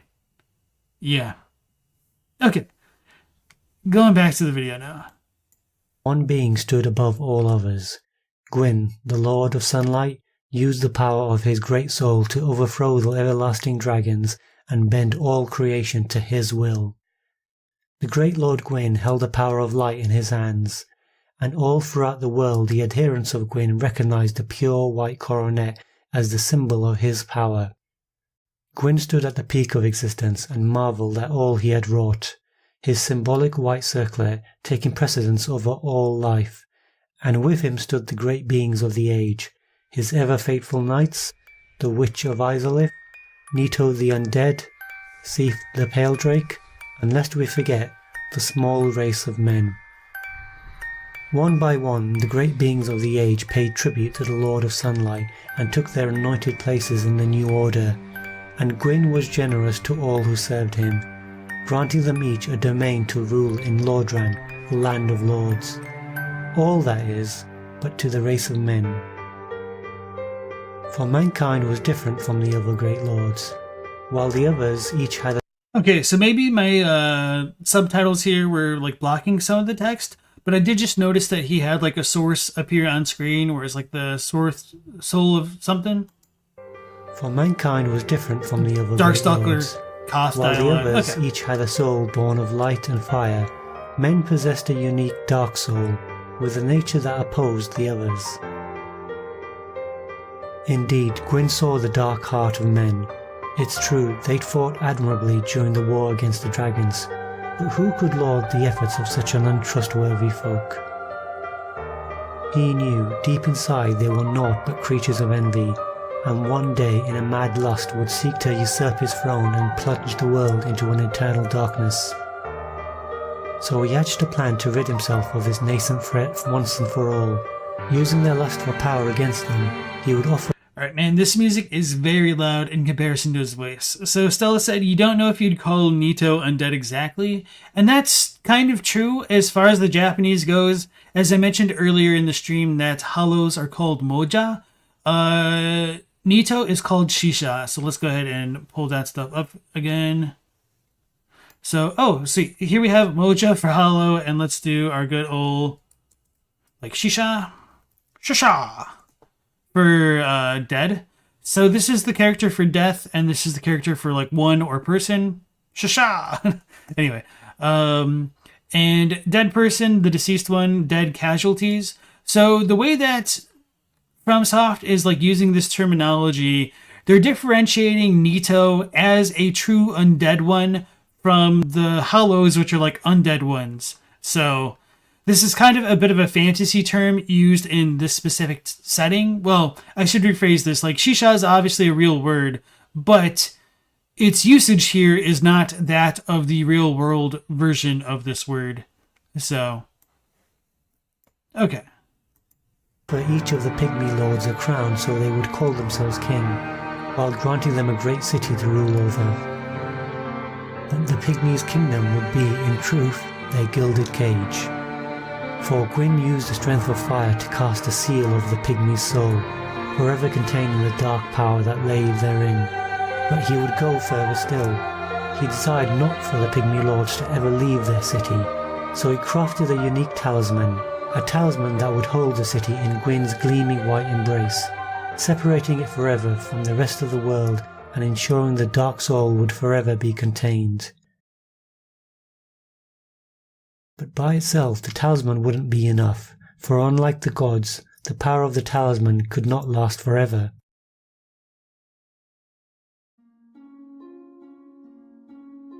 Of all of Gwyn's children, his youngest daughter Filianore was dearest to his heart. Kind in essence and gentle in spirit, the princess's favour knew no bounds, and does anything in the game actually say that she was his favorite? I don't think so. Maybe that's supposed to like come on the banner. Philly. And welcome back to the stream, Peanut Bobo. Ritual Spear Fragment. Nope.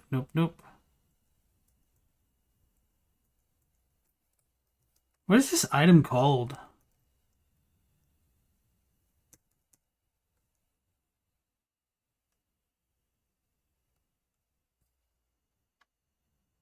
It just says his beloved youngest daughter. And for what it's worth, so I have wondered whether or not Filianore should be considered a goddess that actually like was the child of Gwyn, because it does use hearsay here to like talk about her, but something else does say that like Filianore is a god, so I'm like, damn it. Anyway, because part of the reason why I would definitely like to believe that Filianore isn't a daughter of Gwyn is just because it would be so much more poetic to me for Gwyn to say, oh yeah, guys, I'm going to give you my daughter. I love her so much, only for her to like literally have no relation and for him to just like pull a fast one on all the pygmies. But anyway. He's just calling her the favorite because she's the baby. She's not the baby, though. That is canonically Gwendolyn, because he is the lastborn. Filianore's the only one he didn't give his goofy-ass name to. Yorshka should not be considered the daughter of Gwyn because she calls Gwendolyn her older brother, and Gwendolyn is canonically the lastborn. So if Filianore and Gwendolyn are related, it's most likely on the mother side and not the father side. And hey, Without Horns, welcome back. What is Yorshka and Filianore's relation anyway? Oh boy. So this is going to be a very contentious topic. My opinion is that Filianore and Yorshka aren't directly related, at least through their parents. So we don't necessarily know who Yorshka's mother is, so, not Yorshka. We don't know who Filianore's mother is, so that part is contentious. But anyway, Yorshka and Gwendolyn are related, most likely on the mother side, and I believe the most likely candidate for their mother to be Priscilla. So I do think Priscilla is a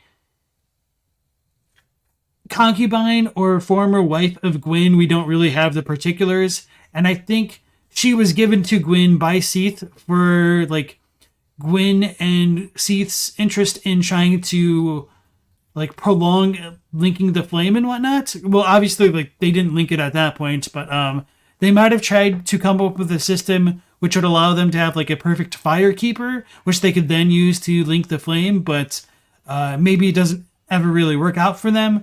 And I do think that idea is supposed to be kind of mirrored on in Dark Souls 2 with Shanalot being half dragon, keeper of the fire, as well as Dark Souls 3, which we were just talking about with Smoughtown's video, with Ocelotte and Oceiros' fixation on producing an heir that would be able to link the fire and be the best linker there ever was.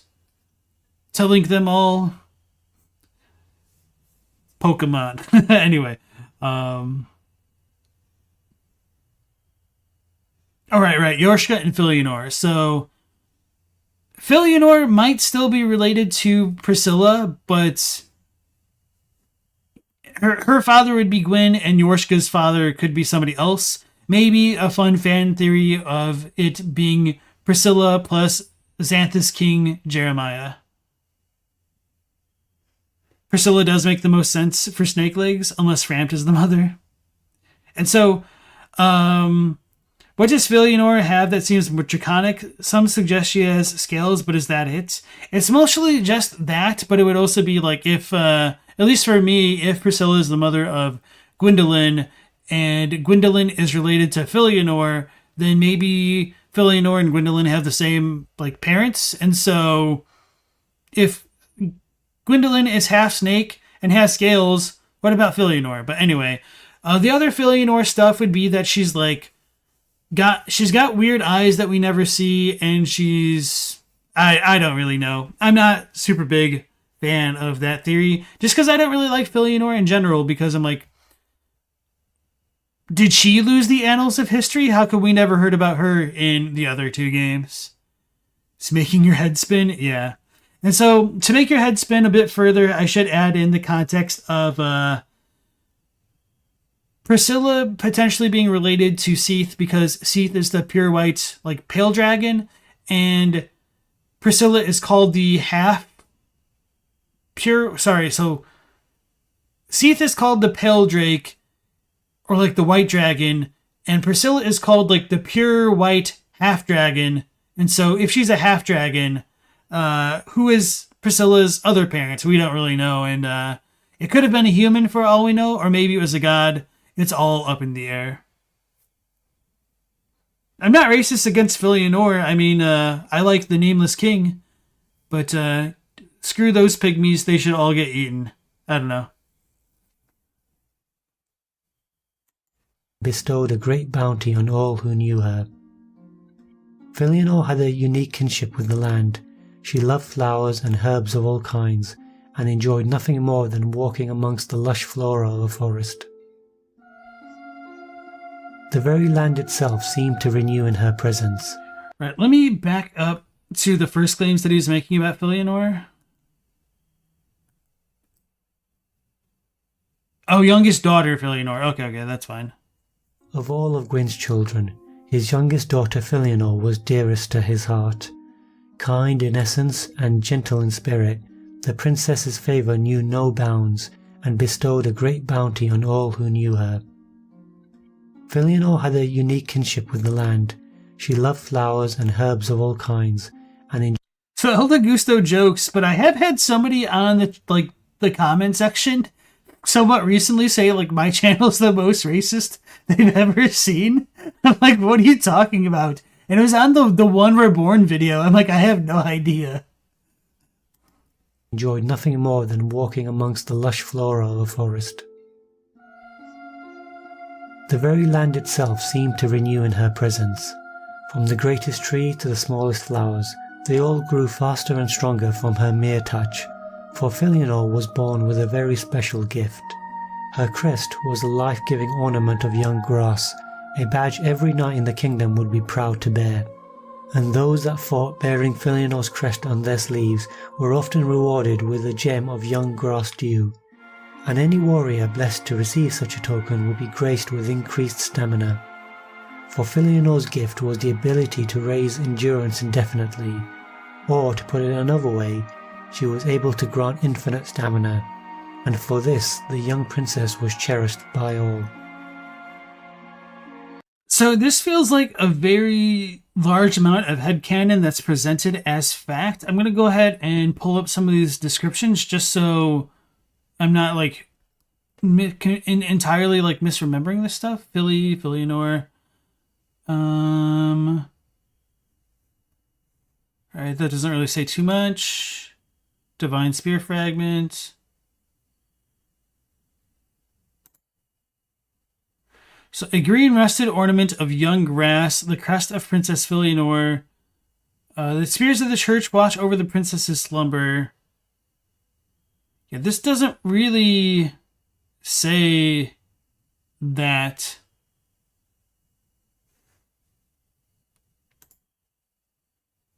Special throwing blade has a flat tip.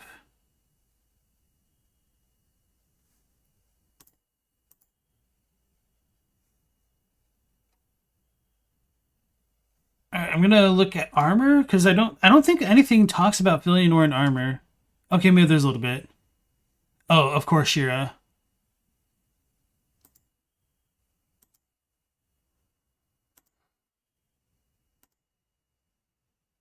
Affiliation, and then there really shouldn't be much with weapons.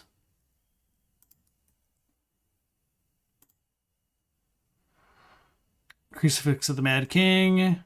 Sacred Chime of Filianore. Okay, so maybe this is where he's getting it from. Filianore's favor knows no boundaries, and this sacred chime expands the range of vicinity-affecting miracles that heal, cure, or provide other enhancements. Okay, I can kind of see where he's coming from with that. Works with chime equipped in left hand or right hand. Heals HP very slowly for the duration of time. Affects caster and those in the vicinity.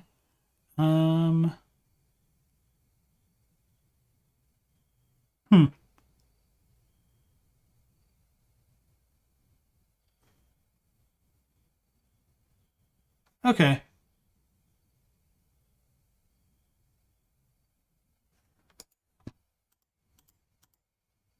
Okay. I can kind of see that, but I still don't really like the whole grass connection. Maybe there's something to be said about that, but it just seems like a little bit random. The Chloranthy symbol is retcon to Filianore symbol? Obviously no, but I want to rewatch this little segment here.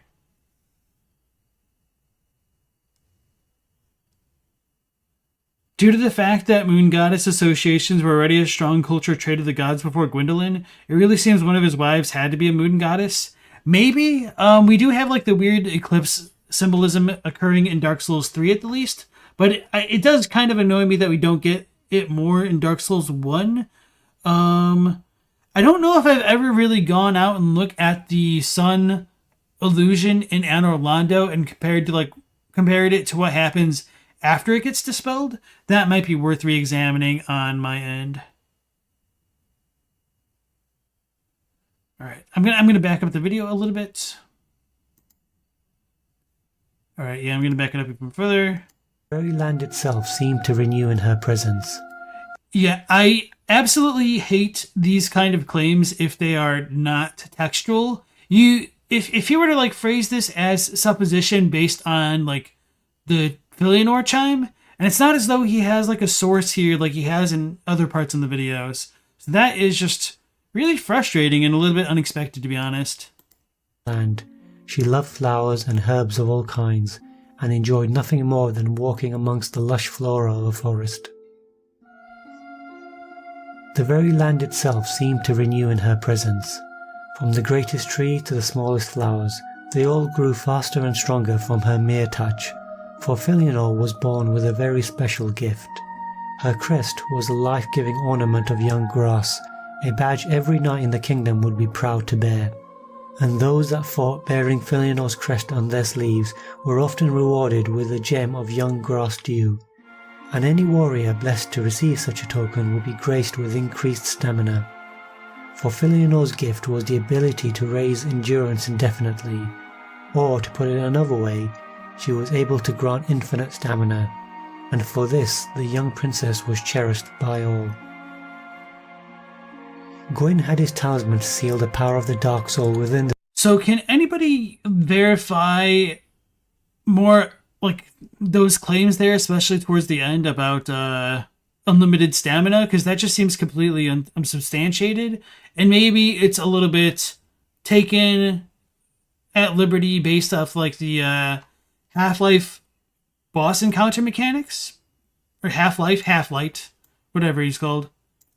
The city, but only Filianore could extend the seal forever, and so it was that the Lord of Sunlight sent his youngest child to the end of the world to keep a watchful guard over his enemies, the only way he knew to ensure his Age of Fire would never die. Alright, so that one did have the Lord of Sunlight sent his youngest child to the end of the world to keep a watchful guard over his enemies. So this one, like, he does cite his claims, so I think it's must mean that the other things that he just said over here don't have a direct source. So, okay. The only way he knew to ensure his Age of Fire would never die. And Filianore, dutiful daughter that she was, obeyed her father, said goodbye to all she had ever known and journeyed to the pygmy city, believing with all her heart that he would come for her one day. Travelling with a strange white sphere, knowing only that she must keep it close to her at all times, Filianore took her place at the highest spire of the church built in her honour and began her long rest. And as she slept she dreamed of shining Anor Londo, of the brave knights therein, of the royal wood and its many plants and trees, of her heroic brother and generous sister, and of her loving father, who she knew would be there when she woke. All the while time passed as it is wont to do. Centuries turned to millennia, millennia to ages. The fire faded and was linked again. Great kingdoms rose and fell, but the ring city stood unchanging, like a work of art, oblivious to the upheavals of the world and immune to the wavering power of time. Until, that is, at the striking of the final hour, when time and space had folded in on themselves, and all had turned to dust, a furtive ash made his way to the city.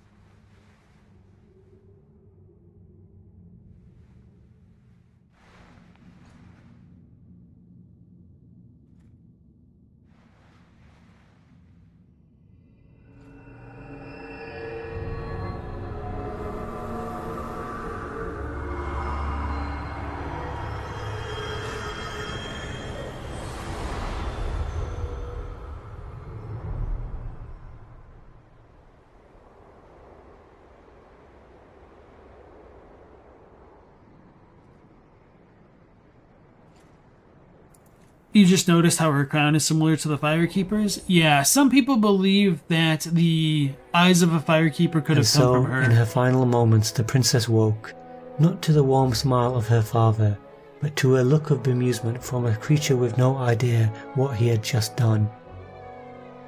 When she woke, the power of the talisman and the seal collapsed, leaving time, as it always does, to catch up with them all. And so we learn not even gods live forever. The story of Filianore is in truth a tragedy of a dutiful daughter who honoured her father at the cost of her freedom and her life. We can never know for sure what Filianore felt at the moment she woke, but we do know there could be no fate worse than the realization her father never intended to come for her. And what of Gwyn? Did he, at the end of his own life, hollow and bereft of power, wish he could go back and change the past? What would he have given to throw off the shackles of his throne, make his way to that cursed city, and bring his child home, to see her again, if only for a moment? Our lives are a gallery of choices, and all who know us bear witness to the portraits of our fate. Yet is it not true that time flows in but one direction for all beings? Indeed, the echoes of the past ring deepest in the remorseful heart. For what is the glory of the world but a pale shadow in the light of a daughter's boundless love?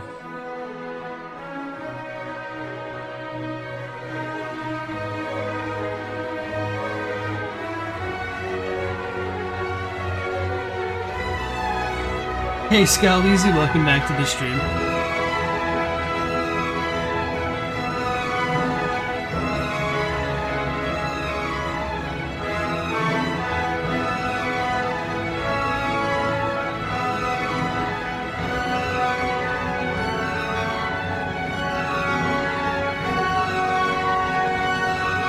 Just call it a vagrant without horns.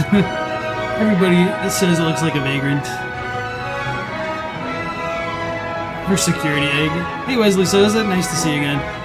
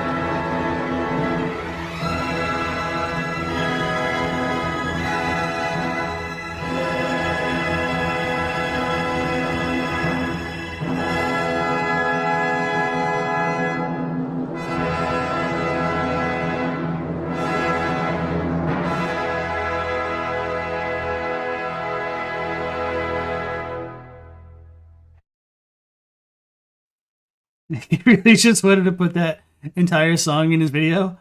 And there's nothing wrong with that if you're not going to get like copyright struck or anything.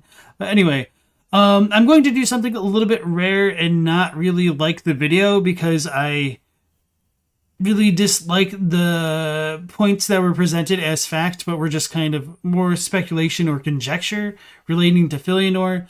I also do think it is a big stretch to say that Gwyn's symbol is more specifically that of the Way of the White Circlet. I get what he's going for, but it's just not a theory that I personally ascribe to.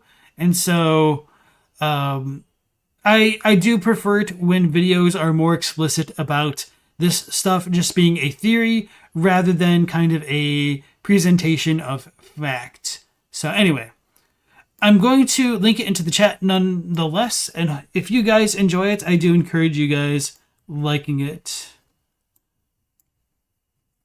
Finally has standards? You say that like I don't criticize the crap out of almost everything, but still enjoy stuff. Filianore could have easily been the daughter of someone else and wouldn't really change much. Yeah, exactly. Okay, so Now that we've finished Filianore and the Ringed City, we will move on to the Irithyll paintings explained by Honored Madman, and this one just came out a few days ago.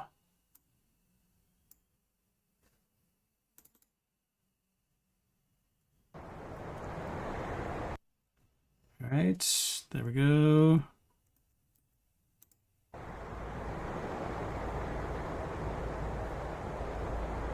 And I might need to adjust the volume again. I'll wait till he starts talking.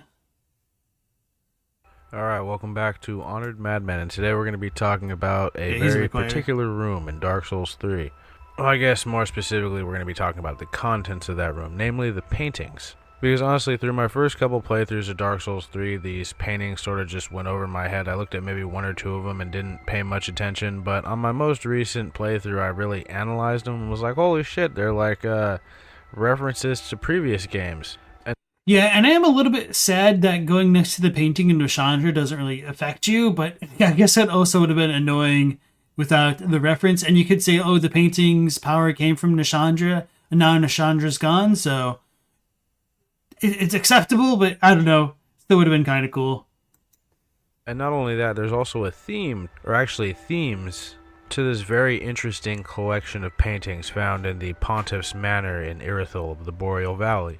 Now sure, these are probably just Easter eggs and references, but there is still a bit of a pattern to the people or places that these portraits portray. Basically, I don't think that they're random. I think that they're all specifically chosen to depict the Pontiff's intimate knowledge with Dark Souls lore and history. And these are all things he deliberately chose to hang in this little manor of his. But why? Why these specific places? Why did he find these important, or why does he think they pertain to him or the history of his new regime or empire that he's creating? I mean, maybe he just thinks the history of the Flame and this whole world of Dark Souls is important and should be cataloged in some way, preserved, if you will, and that's all fine and dandy, but again, these portraits were all chosen for a reason, presumably, so let's go over them. I mean, maybe he just... And of course, it could be arguable that that building specifically might not technically be owned by Sully, or even if it is like within his control, like he may not have been like the interior decorator, but nonetheless, I do think like there could be enough room for argument to suggest that he might have some familiarity with the room and or the paintings within it. Although, if so, it is a little bit unfortunate that that building isn't like part of like his kind of grand cathedral here, but I digress. Just picked them all at random. Oof, Pontiff came out of a painting and now he collects paintings. There's no place like home, right? Were all chosen for a reason, presumably, so let's go over them. I mean, maybe he just picked them all at random, or maybe, you know, they're the only portraits that have survived the test of time, who knows? But regardless of all that, we're still going to go over each one of these portraits individually, so get yourself a snack and get comfortable, because I really don't know how long this one might run. It might be one of the more rambly ones. But there's 6 paintings in total, and the first 3 we're going to talk about all depict stuff or people from Dark Souls 1.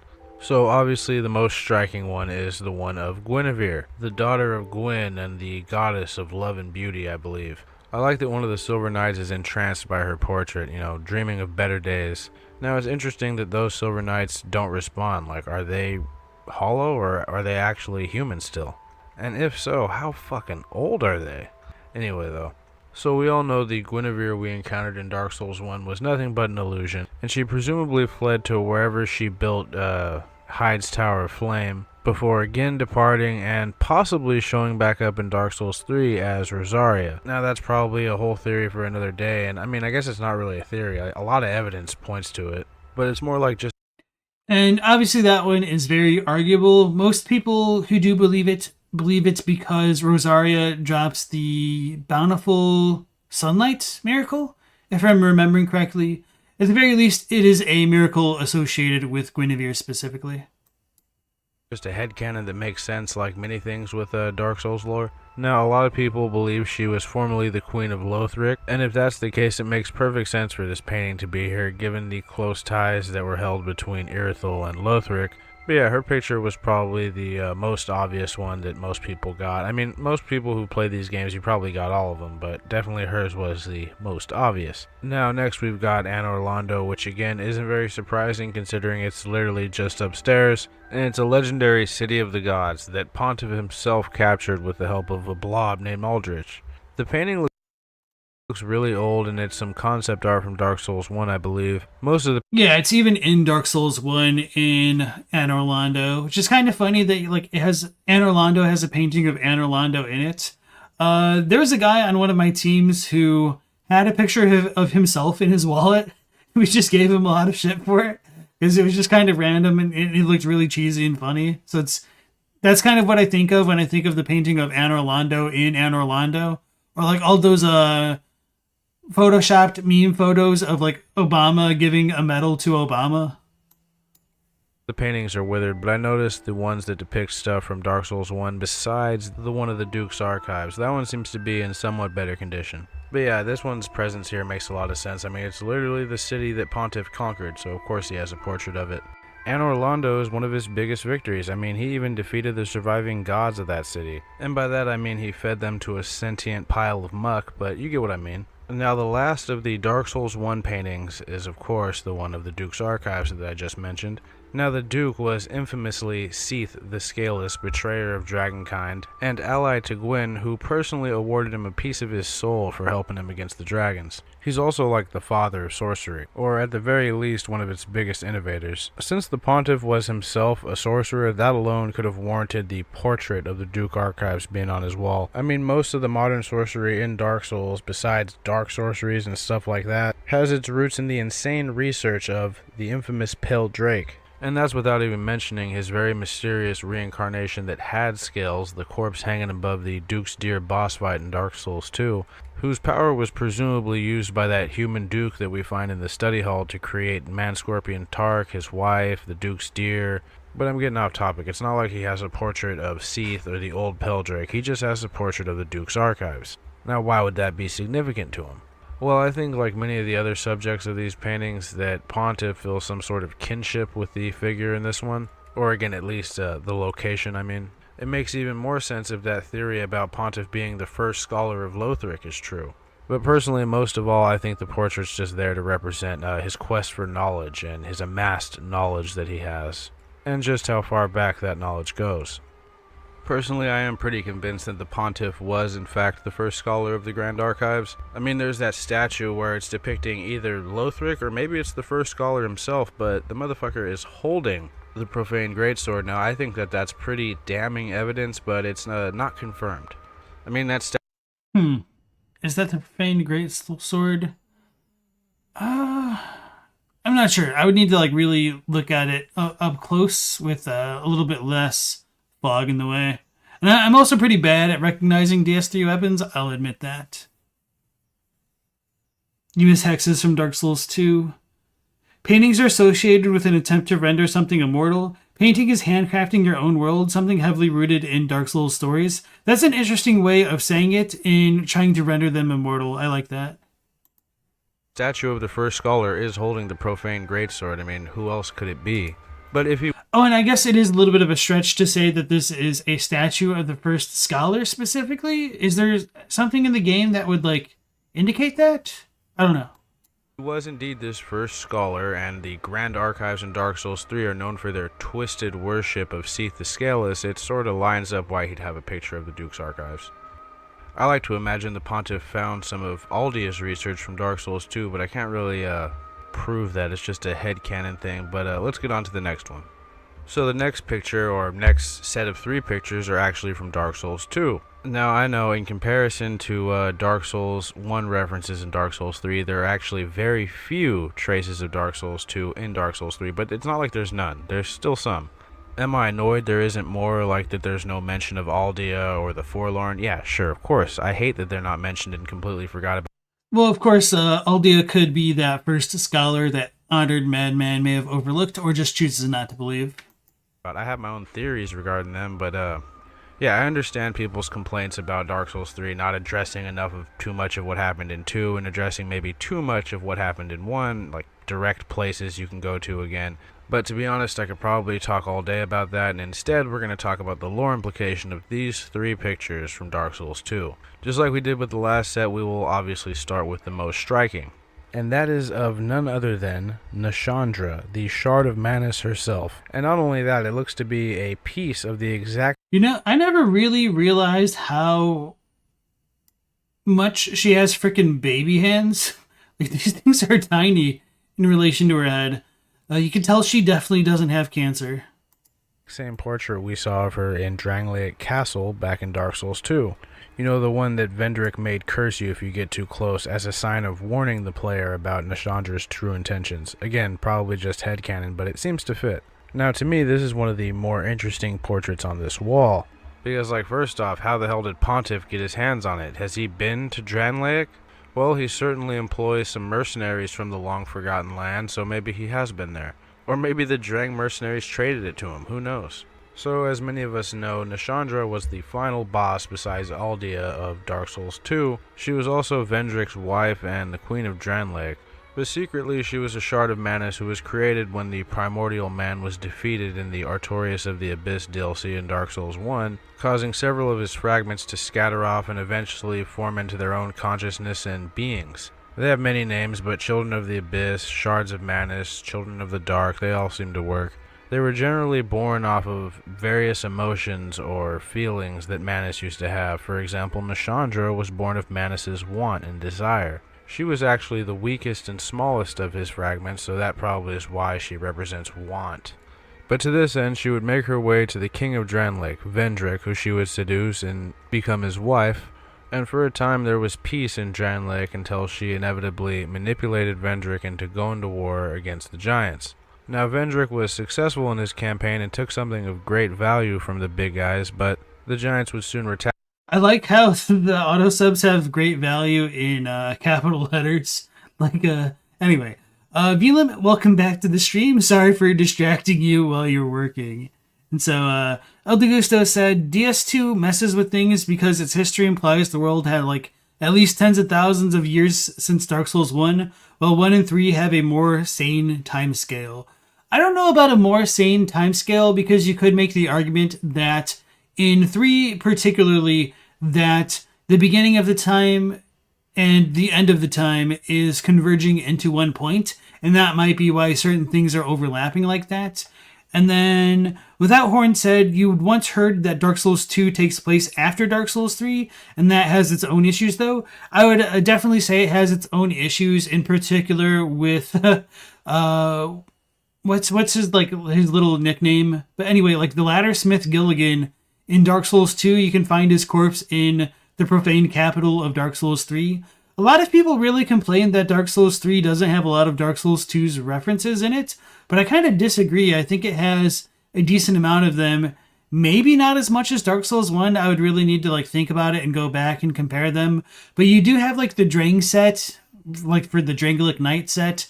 You have the Drakeblood set, which was relating to Sin and Lindelt. You have the portrait of Alium Lois, which Honored Madman hasn't talked about yet. The painting of Nashandra in Irithyll. So maybe if you ignore the Irithyll stuff, that's fine. The Aldea stuff could be referenced obliquely in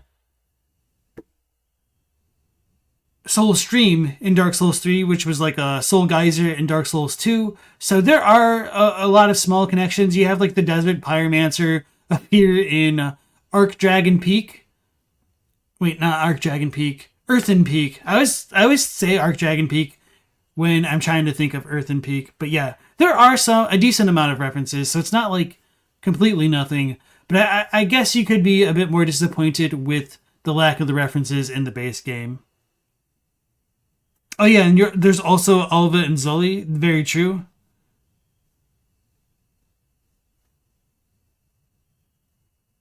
Canonically, that means you don't kill him in Dark Souls 2, unless it's an Andre thing and the dead Gilligan is a descendant of the DS2 one. Well, that could just tie back into what I was saying about the messed up timeline of all of the times being converging into one point.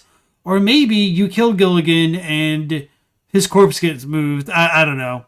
We also have Creighton, whatever, he invades us in Irithyll. a couple times. So yeah. Lucatiel's mask? Yeah, true. 3 has relics of cultures and cities from Dark Souls 1, implying like it's not completely overshadowed by later nations built on it, which Dark Souls 2 has. Yes. And I do know like one other popular theory is that Dark Souls 2 takes place in a completely different land than DS1. And so if that is true and DS1 stuff does show up in DS3, then it might be a matter of course that the Dark Souls 2 stuff shouldn't show up in 3 as well, because Dark Souls 3's story is kind of going back to where Dark Souls 1 began, but it's all a bit of a headache, to be honest. Pocket Dimension, maybe. Who is Mary Ann? I am forgetting.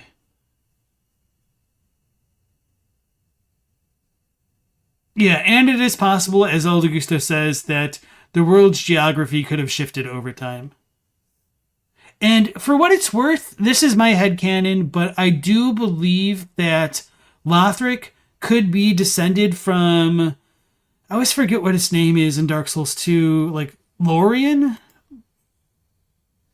There's like a shield of like some champion guy who's like a super badass. And my headcanon is he would go on to form the... what's it called? The Kingdom of Lothric? And over time, like, its name changed, because that's kind of a thing that happens in these games.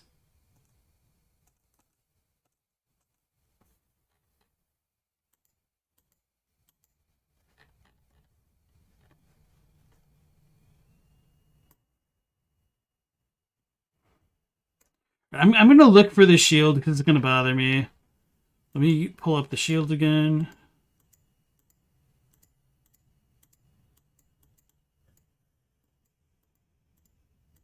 And maybe somebody in the chat has already like posted it. Okay. Shieldless Lothian. Lothian, yes. Okay, that guy. Yeah. Thank you.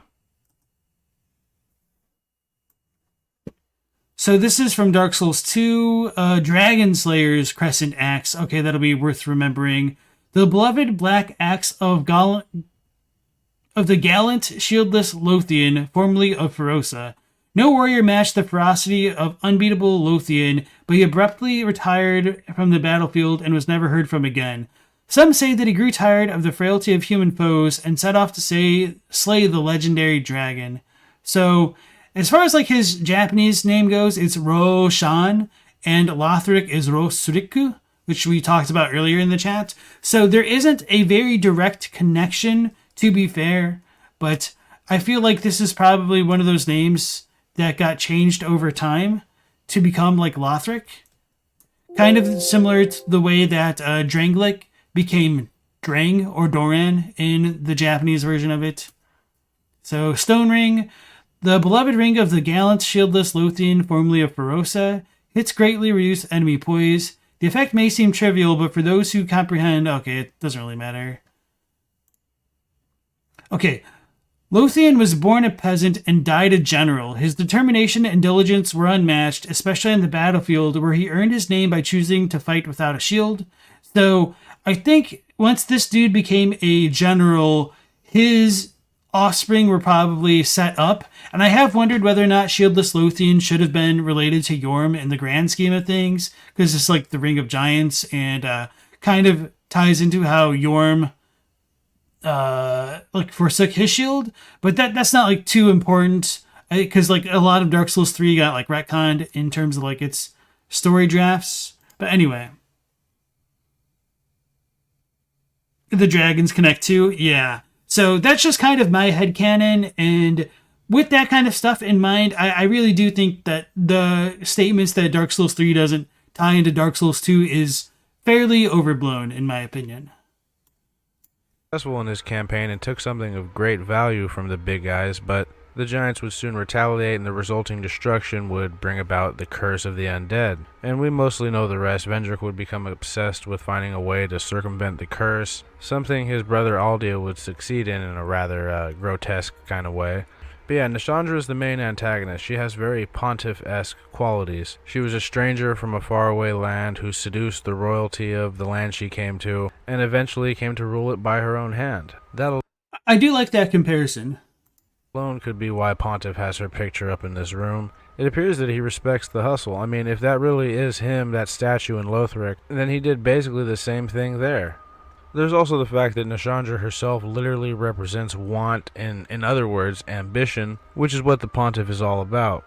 Plus, according to the lore from Dark Souls 3, children of Manus never truly die, they just change shape and reconstitute themselves after a time. They're sort of like the Daedra from the Elder Scrolls world. So it's possible that she regenerated herself long after the bearer of the curse had left Drangleic and managed to travel about the lands herself. Or perhaps re-establishing herself back in Drangleic. Who knows, honestly. Now the next one is another good one. It depicts Broom Tower, or rather the throne of the Old Iron King from the, crown of the Old Iron King DLC from Dark Souls 2. So the Old Iron King was a reincarnation of Gwyn, the Lord of Cinder himself, that existed long after the events of Dark Souls 1 and long before. And some say that this is the throne of Want, but I could see where he would compare this to Broom Tower, especially because this is kind of in an open sky area compared to the throne of Want being within the weird eggshell looking thing at the end of Dark Souls 2. It's your favorite area, Metal Fingers? I really did enjoy the verticality of Broom Tower. Yeah. If Shulva was a little bit better and had more JoJo-esque Tekken type stuff going on there, I'd probably have that be my favorite, but I do think Broom Tower might be my favorite as well. Elder Gustav says, some have suggested Olaphis, where the Great Sorcerer Strayed was from, is a descendant culture of Irithyll. Huh. Maybe the Throne of Want is what's in Filianore's egg? If so, it got shrunken down, or maybe the Bearer of the Curse is tiny, and we're the giants. I'll need to think about that. From Dark Souls 2. So the Old Iron King was a reincarnation of Gwyn, the Lord of Cinder himself, that existed long after the events of Dark Souls 1 and long before the events of Dark Souls 2. He built the Iron Keep Broom Tower to produce his iron. He also was responsible for the Undead Purgatory and what became of the Huntsman's Copse. To say that he handled the Curse of the Undead rather irresponsibly is sort of an understatement. I mean, look at the Skeleton Lords, for example. But unlike Vendrick, the Old Iron King was not corrupted by a Child of the Dark. In fact, his didn't show up until after he was already dead. Nadalia would show up and bind herself to the land, sacrificing her body and spreading apart her soul across many idols, in an admittedly strange attempt to keep the land alive, I imagine. And who knows why, the whole place is just magma, smoke, and ash, but I guess that Rebel Raim likes it though. What a fun boss, but I think Sir Elan is better. Anyway though, the Old Iron King did get corrupted, he just got corrupted by something else, Yeah, Nectarine says, you never thought the Old Iron King was a reincarnation of Gwyn while he was alive, and the reason why you don't think that is because he doesn't really resemble him at all, which is one thing that I absolutely hated about Dark Souls 2's lore in the reincarnated boss souls. But for what it's worth, if you do go through the New Game Plus cycle or use a bonfire ascetic to fight the Old Iron King or Icarus Earth, it is made a bit explicit that Gwyn's soul is reincarnated through the Old Iron King. The beast beneath the lava. Who knows if it was some kind of demon or what it was. Supposedly it was a mound of iron that was given a soul, but that doesn't really tell us much. Maybe there's some connection to the writhing ruin. I mean, the Duke's Deer drops the old Peldrake soul, and the old Peldrake soul is actually a piece of Gwyn's soul that he gave Seath for betraying his kind, that whole story. So maybe there's some connection there, but I'm already getting off topic. What we do know... And with that idea in mind, it does kind of annoy me that we don't get a Four Kings analog in Dark Souls 2, if we do have a Seath analog. You just assume that the soul was down in the lava and he found it down there when he got dunked, based on what Shalqua says. So as far as it's concerned, it says it became Icarus Earth. So that is kind of true, but like the Old Iron King got consumed. I'm trying to remember the description, but I don't. I would need to look it up. Is that according to legend, the old Iron King was actually one-shotted by the beasts beneath the lava, after which he and his kingdom were fully consumed. Or at least his keep. I mean, Broom doesn't seem to have been completely taken over by the forces of lava, but yeah. To be fair, when we go to Broom Tower, it seems to definitively be in the past because we're told that, what's his face, Sir Alan left at the height of the Old Iron King's power. And the true story of the matter is a kind of repeat of the story of Artorias, where we go back in time, beat the crap out of the Old Iron King's best general. People are like, oh man, he just disappeared. I guess he must be out traveling. But like the truth is, he got put in the dirt, essentially. And so with that in mind, Broom Tower, as we visit it, is not the Broom Tower of present day Drangleic, relatively speaking, of course. He got corrupted by... Oh no, maybe the Prowling Magus or the Four Kings. You might be onto something there. Something completely different, and Nadalia only showed up after the kingdom was in ruin, and she sort of sacrificed her body to bound her soul to the land, specifically through Broom Tower, which was where the old Iron King used to produce his infamous iron. But by that point, the king was fully consumed and assimilated by the Icarus Earth, or the evil that lurked beneath the lava, as some item descriptions call it. And yeah, now the only people inhabiting his lands are those Ashen Warriors in Broom Tower and all the Elan Knights and armored ninja turtles that inhabit the Iron Keep. Oh yeah, and my buddy Majorauld. What a guy. Now, I think the presence of this picture is also significant, mainly for the fact that the old Iron King was a reincarnation of Gwyn, and I imagine Pontiff knew that when he hung this portrait up. But the Pontiff could also view it as a cautionary tale, not to become too corrupted by your ambitions that you lose yourself completely.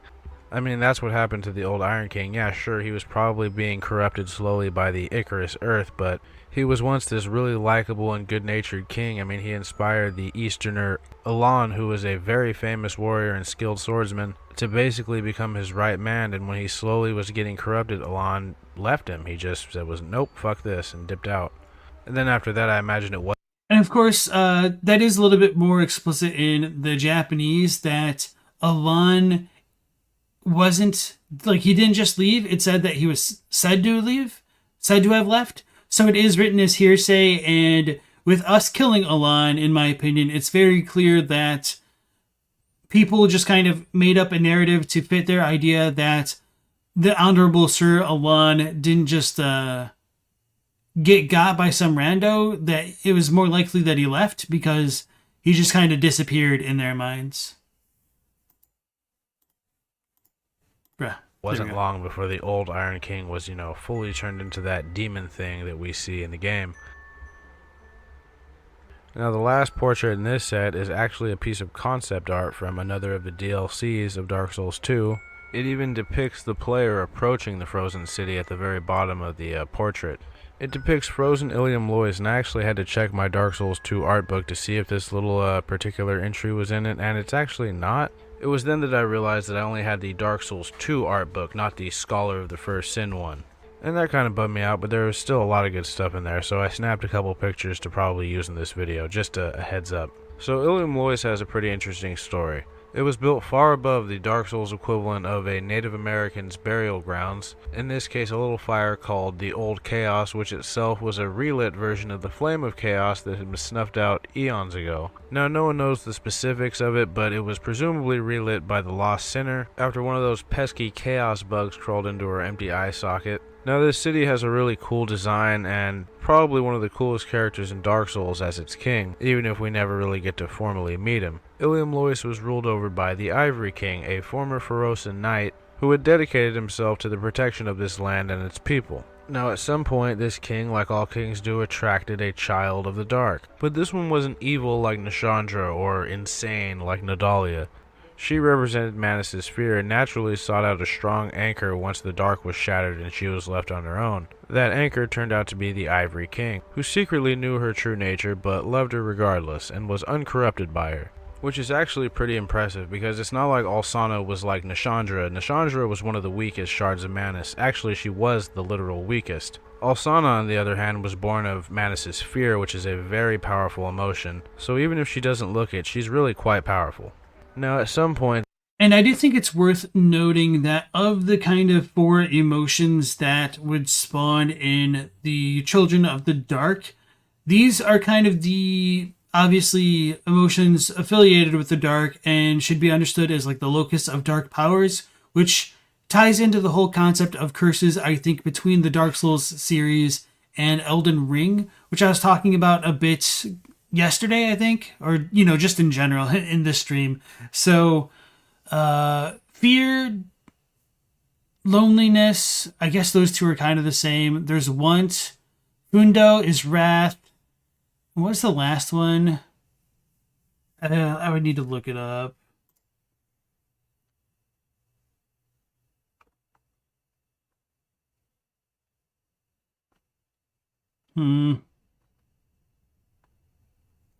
Anyway, I don't want to spend too much time on it for the last Child of the Dark. Solitude? Loneliness? Okay, maybe I was right. So Nadalia, Bride of Ash might have been loneliness.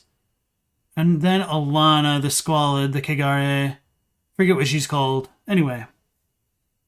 So I guess there might be more than 4.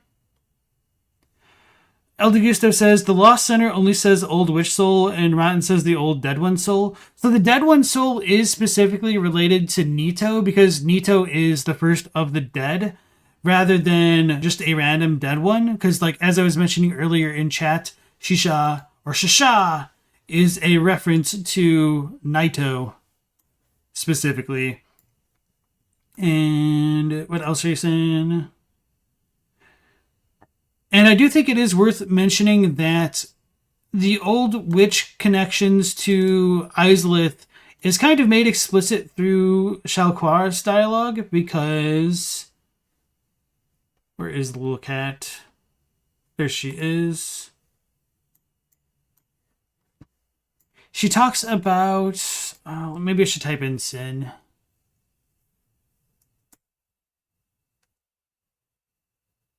Okay. The lost sinner lives deep within the Bastille, the fool trying to light the first flame. Yeah, I guess, produce might be a better way of trying to say it, but anyway. So, yeah, it's very explicit that the 4 lords of the original game are kind of supposed to be represented in Dark Souls 2. But it's a little bit awkward because Manus' stuff is just kind of reappropriated into the Children of the Dark rather than something else. I don't know. Something else that we fight. Well, I guess we fight Nishandra, but you know what I'm saying.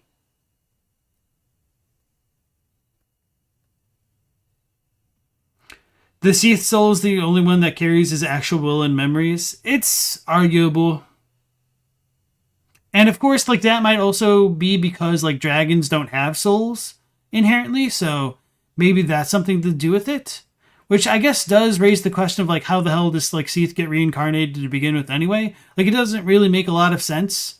So, just another reason to hate on Dark Souls 2, I guess, if you're anything like me.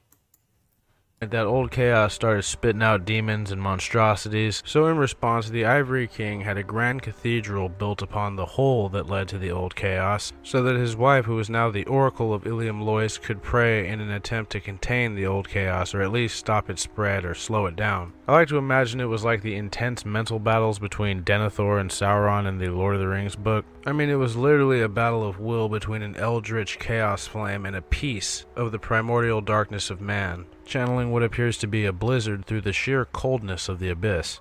Both have been described as corruptive forces in the past, but what happens when they collide? Personally, I think they merge and change into something new entirely, but that's the theory for later. But unfortunately, neither this or the King's Knights were able to stop or contain the old chaos. They were basically locked on the losing side of a stalemate, and eventually the Ivory King went down into the old chaos to face the fire himself, hoping that perhaps maybe his soul could contain it or stop the spread. Alsana would seal the entrance, and her prayers would end up creating a very strong blizzard that blanketed the land in ice and snow, giving Ilium Lois its frozen moniker. But what is the significance of Ilium Lois, at least to someone like Pontiff? Well, personally, I think it's the old chaos. So at the risk of sidetracking off into a whole nother topic, talking about a brief history of the profane capital, I'll try to keep it as summarized as possible. So even after we defeat the burnt Ivory King, the old chaos doesn't go away. It's still down there raging away, and Alsana is still fighting her silent fight against it. Now, what if after centuries of fighting a silent battle of wills with a literal child of Manus, the old chaos began to change, began to absorb little bits of the innate darkness of the being that was trying to contain it, in a way profaning the flame, if you will. And we know that the burning ambition didn't take root in Pontiff until he saw the profaned flame. So if the theory is true, then having a picture of frozen Ilium Lois on the wall isn't really too surprising either, considering it contributed to the origins of the thing that made him who he is today. The scheming, faceless, cracked-headed sorcerer man that he is today. And I mean not a crackhead like you see on the streets, I mean his head is got a bunch of cracks in it. He's also at least half tree, so maybe that's why his head's all weird and faceless. Alright, so just to tie into that, I do know it's a popular theory that the profane flame could have sprouted from Alsana because she's called the Silent Oracle, but as far as the Eleanor description goes, it says, the profane flame was triggered by the curse of these women, relatives of a certain oracle, but despite their culpability, they went on living without any cares. And inhabitants of the profane capital is where the relatives of the certain oracle lived. But as far as that's concerned, the Japanese doesn't use the same oracle for Silent Oracle as in Alsana. They use this kind of word which means a shaman, like a Shinto priest. And so my personal thoughts on it are that these oracles here, I think they're explicitly mentioned somewhere else. Let me look this up. Okay, so I thought it would be in the armors. Yeah, okay. So they're talking about the court sorcerers more specifically, in my opinion. So this tall, dark headpiece suggests they may have also been oracles. So that's kind of consistent within the English as well, but the English doesn't quite distance itself as much from the Alsana reading. And I do believe that means that the profaned flame spawned from the Hand of Manus looking like things. I forget what they're called sometimes.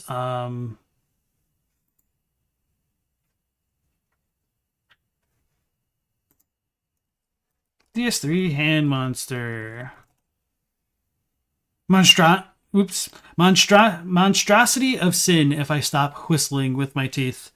Alright. So with Monstrosity of Sin being the name of these things, this does actually give them a stronger tie to the profaned flame, believe it or not, because the profaned flame and the profaned capital in Japanese are the capital of sin and the flame of sin, respectively. So if these are sin monstrosities or monstrosities of sin, I do think, since you get the Eleonora from one of these monsters, that it should imply that the profaned flame came from them, which on the meta level, I don't really like, because in some ways I would have liked the idea of the profaned flame being the remnants of the chaos flame kind of finally settling down after however many eons and failed attempts to link and reignite the cycle of flame.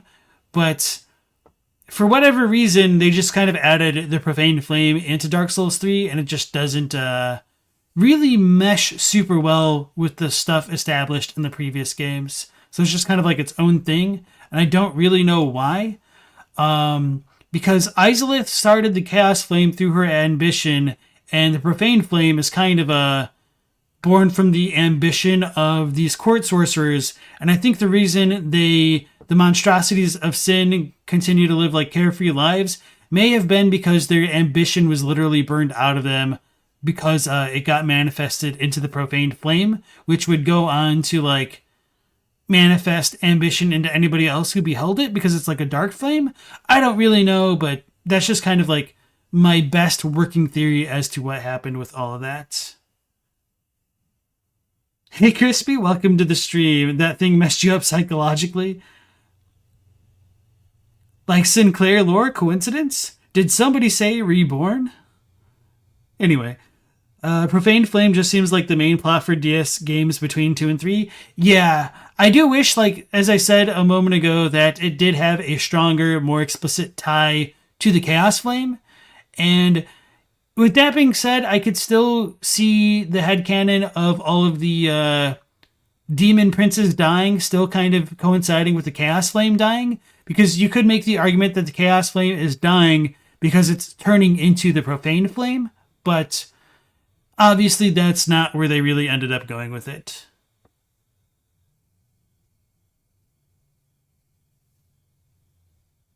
Okay, going back to the video. From a lore standpoint, it also looks like Alsana's descendants are what became the monstrosities of sin.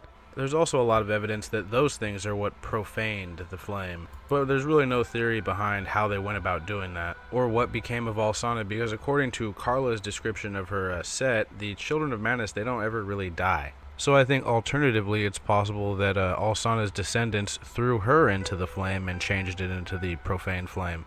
Just a fun bit of speculation. And it wouldn't be too hard of a leap to assume that her priestesses and disciples are what became the handmaidens of the profane flame and the jailers of Irithyll dungeon. Especially with the handmaids and the priestesses, it's really not hard to see the resemblance. But again, that's probably a story for another day, and I don't really have that all mapped out yet, the exact series of events, so I don't want to run my mouth off too much about that, because I'll probably be corrected in the comments, which is cool. I always appreciate that. I still think it's the best way to learn.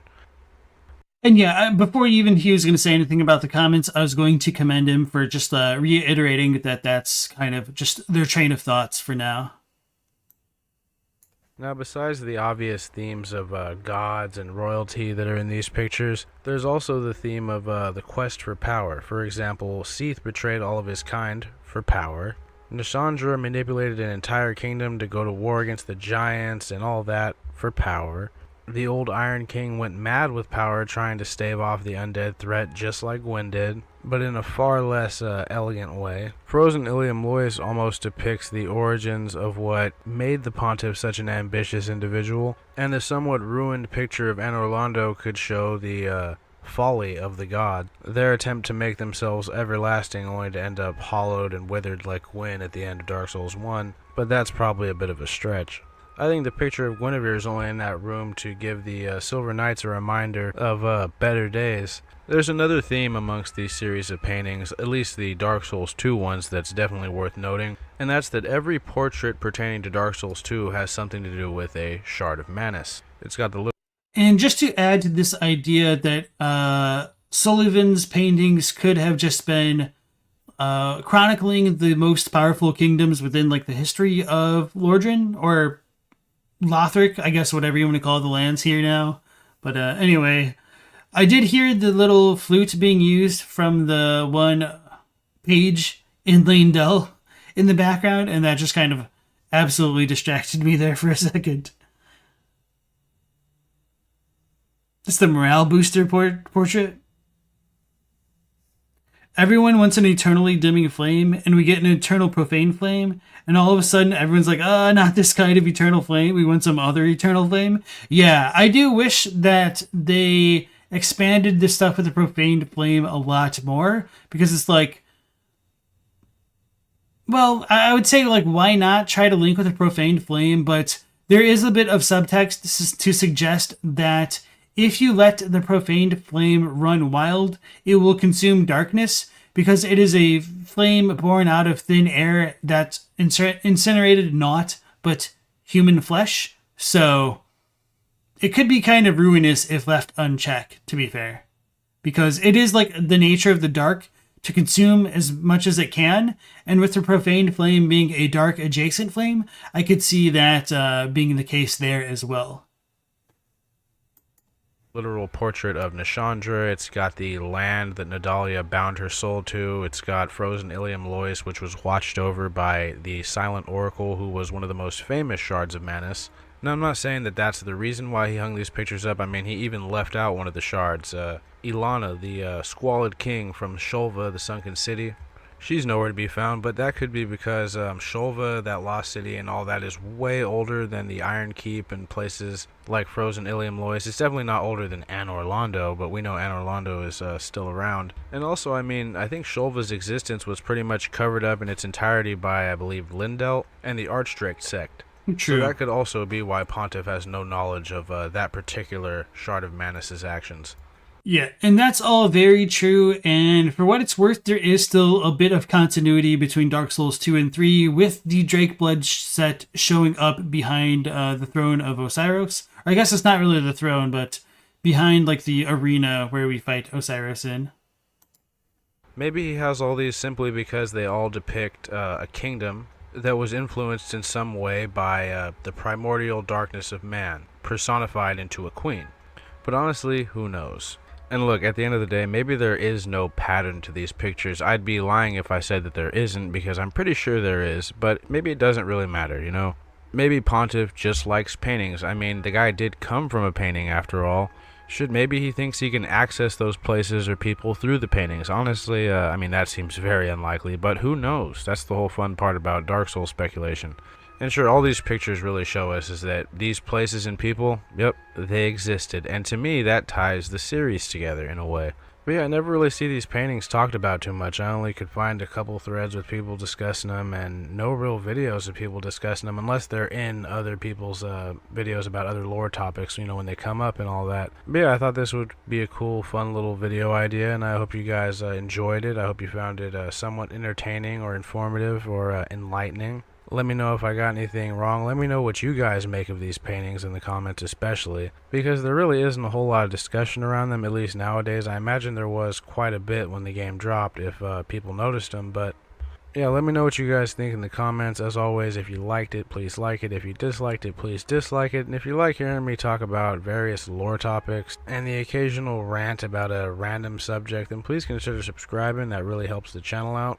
One-man operation here. Working on getting back into the regular upload schedule, but enough of all that. Let's have our outro then, shall we? And then some final thoughts. Alright, at this point, I know not to talk about anything super significant, because he's going to give an extra outro after his outro here. So I'm going to go ahead and link this video in chat. If you guys want to like it. So I got a couple things that are finished in, well, mostly note and script form, and then I have this other video that's just about done. But after that, would you guys rather see a video about what I think happened with the whole Profane Capital thing? Barring all the cut content, that is, because I will have to try and make sense of just what's in-game without, you know, citing the out-of-game content. But yeah, Profane Capital history speculation, or the Germ from Dark Souls 2, a video about them, just because I've always liked those guys. You know, Gavlon, he wheels, he deals, great guy. But yeah, let me know what you guys would rather see. I might do a poll, I'm not sure, but those are two ideas I haven't really started on yet, but I've got an idea to, you know, I got a vision in my head. Anyway, as always, you guys have a good one, and I will see you next time. Alright, so his video is linked in chat if you want to give him a like, a sub, and or that bit of a comments recognition for his next video, because this video is only 3 days old. It's a good one. It's nice to see Honored Madman branching out with their content. Best of luck with them in the future. Alright, so those are the lore videos that we had on the docket for tonight. Now we'll transition into something completely different, with Baldur's Gate 3 was a wake-up call by Legendary Drops.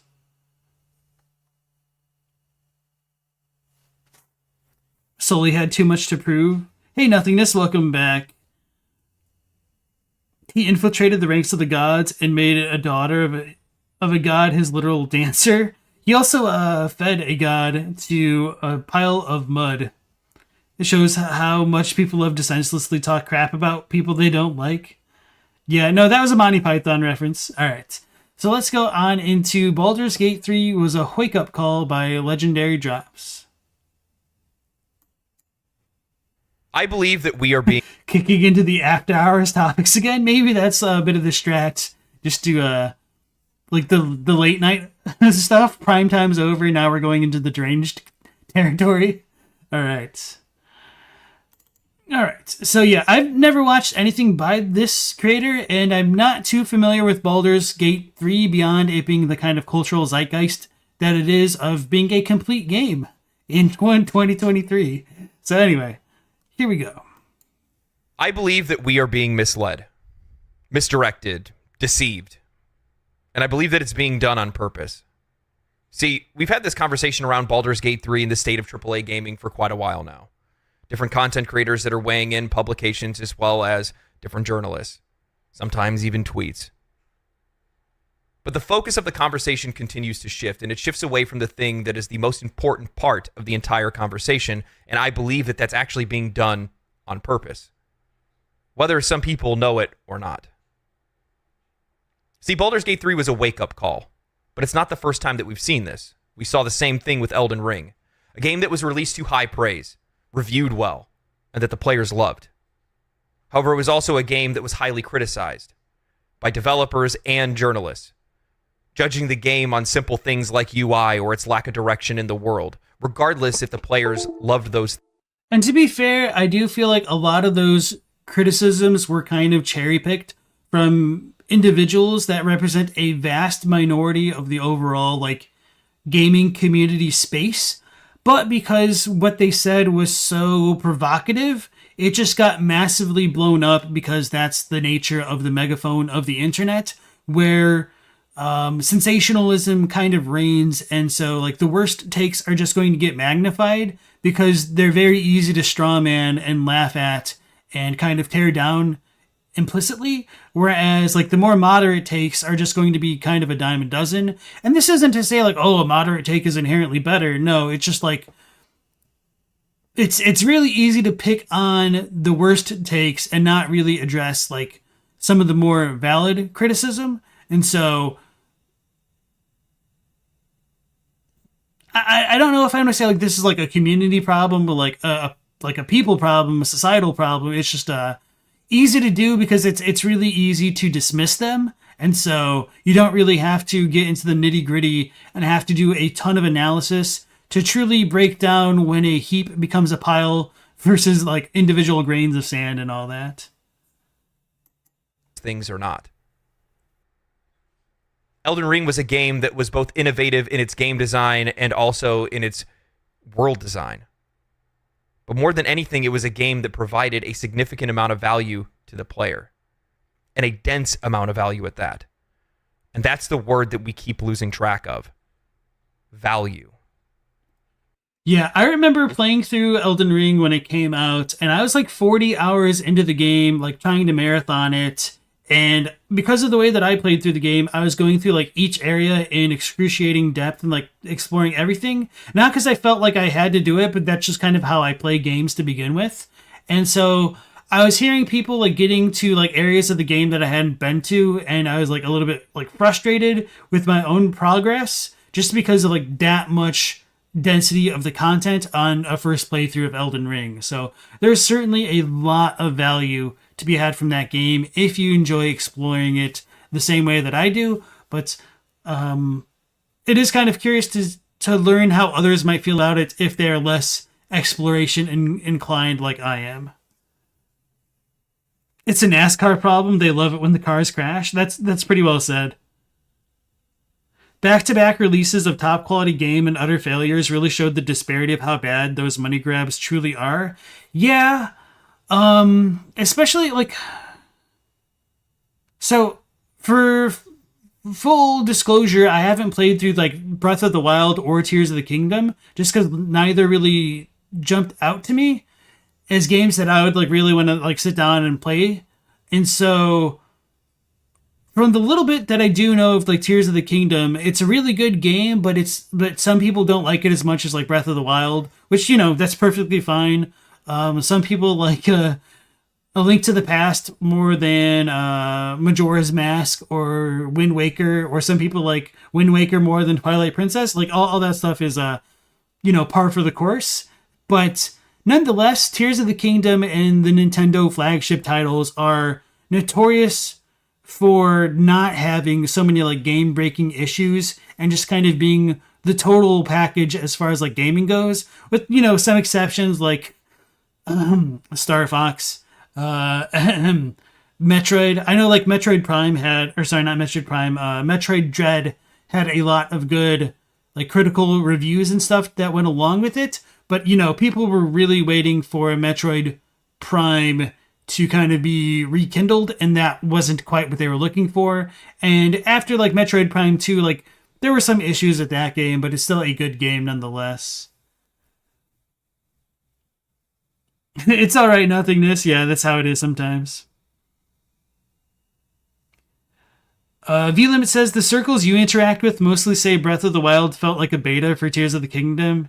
And after playing both, you kind of agree with that? Okay. Oh, yeah, Scarlet and Violet were super buggy at launch. You're not sure about now? Yeah, so was that still this year? Holy crap. Pokemon Scarlet release? 2022, so almost. I mean, it's not been a full year since it got released. It's kind of crazy. Like my view of time is just getting like rapidly more and more distorted, especially after like COVID. New DLC just dropped? Oh, okay, yeah. I forgot about that.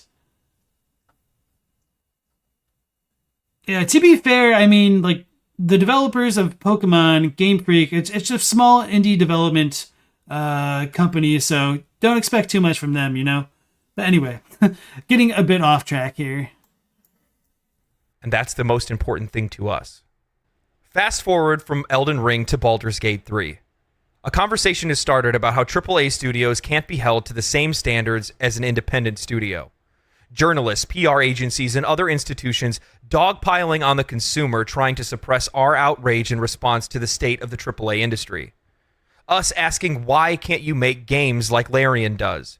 And it's not as if we're trying to ask them to do anything new. We're just asking them to do what they used to do. Many of our favorite games... And I apologize for pausing so much, but I feel like right off the heels of watching the Josh Strife Hayes video the other day about MMOs and why they suck, I think Josh had one of the most brilliant points that I've ever heard anybody present in terms of like game development, and that if you have a pie chart of like development team, or just say like resources allocated to developing a game, nowadays you have a significant chunk of that pie being broken off. Let me just do an MS Paint thing just to give you guys like the whole visual thing to work with. If you have a circle and you call it game dev, but now you have slices of the proverbial pie being solely devoted for things like monetization and microtransactions. This means you are taking this section of the pie out of actual game dev resources. And so it's something that I never considered, and it's very fundamental. It just makes sense on a basic level, but I just never heard anybody point it out that way to me before, and it just, yeah, totally makes sense.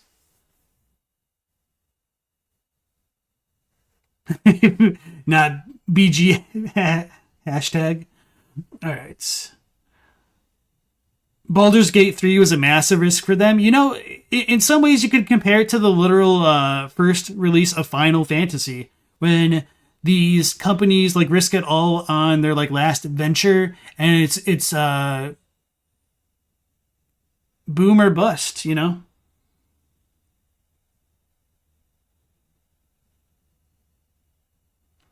Baldur's Gate 3 made your turn-based RPG hater significant other, I'm assuming, an absolute fan, and you're both dumbfounded. Advertising's also incredibly expensive. Yeah.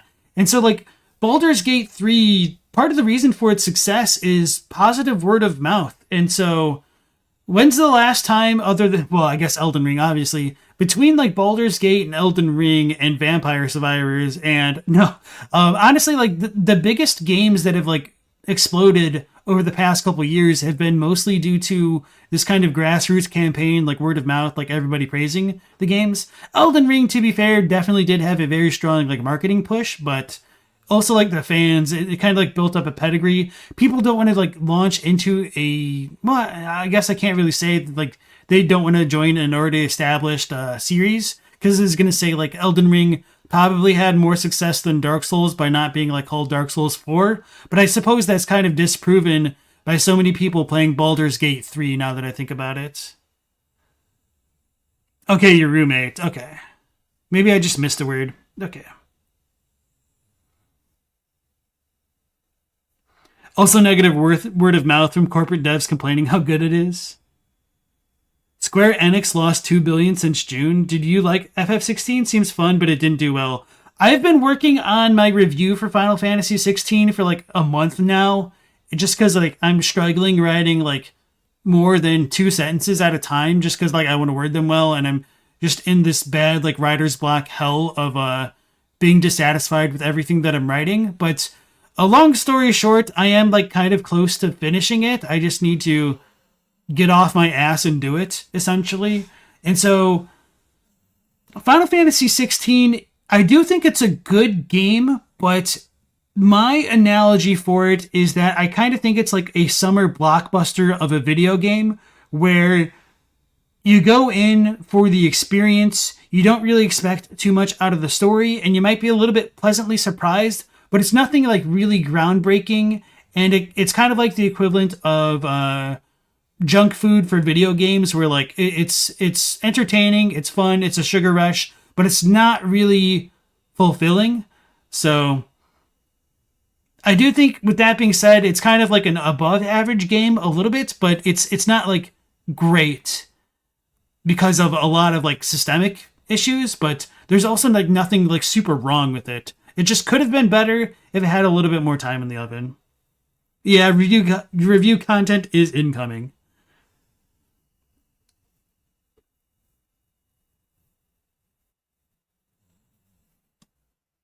Final Fantasy is dead. Long live Ichiban and Yakuza. So I don't think Final Fantasy is dead, and I do think Final Fantasy 16 is a good return to the roots in some ways, and it does open the door for them to make better content in the future. And Final Fantasy will never die as long as they're able to milk their cash cow of Final Fantasy 7. Let's be real here.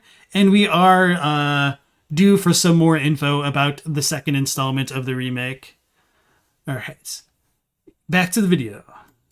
His favorite franchises started out as Larian, passionate studios working on something they love, making games that they love playing, making something that others wanted to enjoy. Blizzard, Ubisoft, EA, Microsoft, Take-Two, Bungie, and more used to be known as the companies that you could always buy something from, and more times than not, it was going to be one of your greatest experiences and a game of value. Recently, I've seen a few others cover an article from GameDeveloper.com titled "Yelling is Not Journalism" by developer and journalist Brandon Sheffield. This is in response to Devin Laguirre's video on IGN talking about the shakeup that Baldur's Gate 3 has caused in the developer community. Now, the point of this video isn't to pick apart the article. However, I just want to highlight some of the language that's being used, because it shows just how far we're getting from the root cause of the issue that's upsetting the customer to begin with. And I'm wondering if we're being misdirected on purpose. Sheffield's article opens up with, "There was an opportunity to give players context for why games release the way that they do. But instead, it was designed to incite anger directed at a few devs." So Sheffield opens up with a straw man, misrepresenting not only Devin Laguirre in IGN's video, but also the consumer outrage at the same time. Trying to make us out to be the bad guys, as if we're just directing this at people that are innocent and shouldn't be to blame for anything. But they know that's not the case.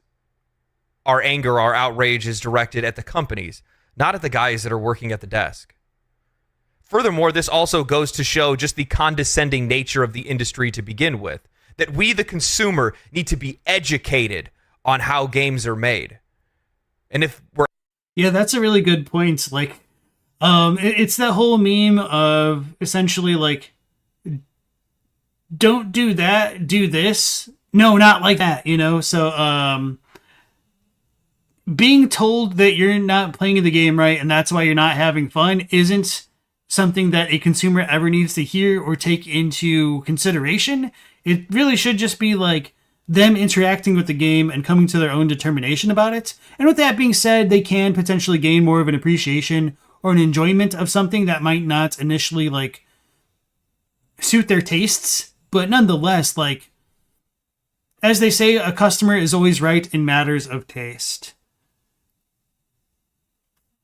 And El Degusto says, nobody trusts game journalists anymore. They couldn't even beat the Cuphead tutorial. And I do think part of that is because of the systemic nature of having, like, corporate game journalism be kind of held behind the mask of the company rather than getting an understanding of the individual reviewers. Because I think it is kind of disingenuous to have a quote-unquote IGN review done by like one person that couldn't beat the tutorial level of Cuphead and performed worse than a pigeon did on like the same kind of like logic test, essentially.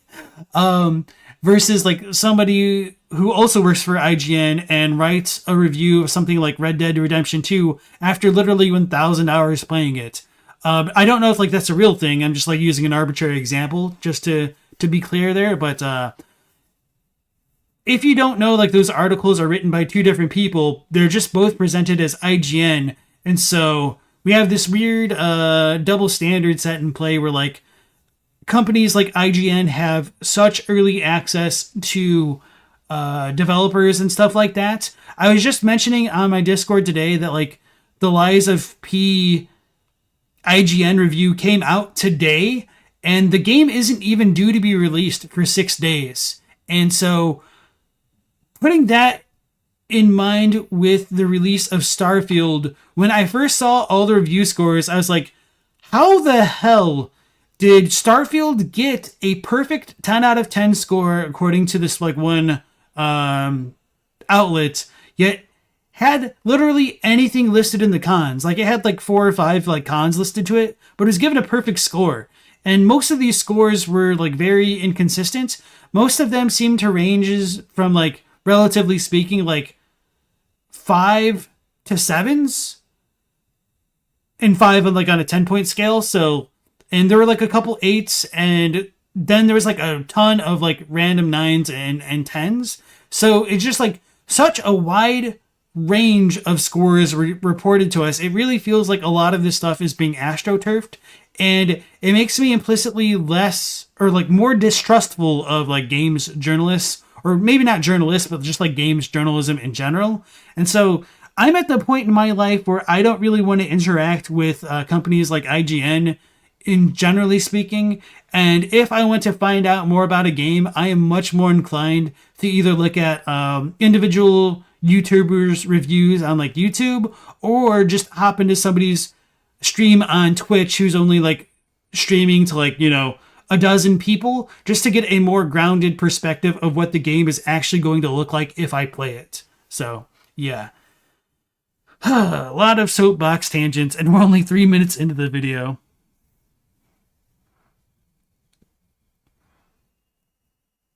Yeah, and this Nectarine says, to be fair, some gamers clearly have no idea how a large-scale software project comes about, and it shows in their complaints. Absolutely true there, but to be fair, I do feel like a lot of gamers are justified in feeling frustration at their complaints seeming to fall on deaf ears at time, or especially with companies like Blizzard, when they like release a beta of a project, the community's like, oh yeah, you've got these pretty big issues in the beta, but if you try to address them with these ideas, I think it'll work fine.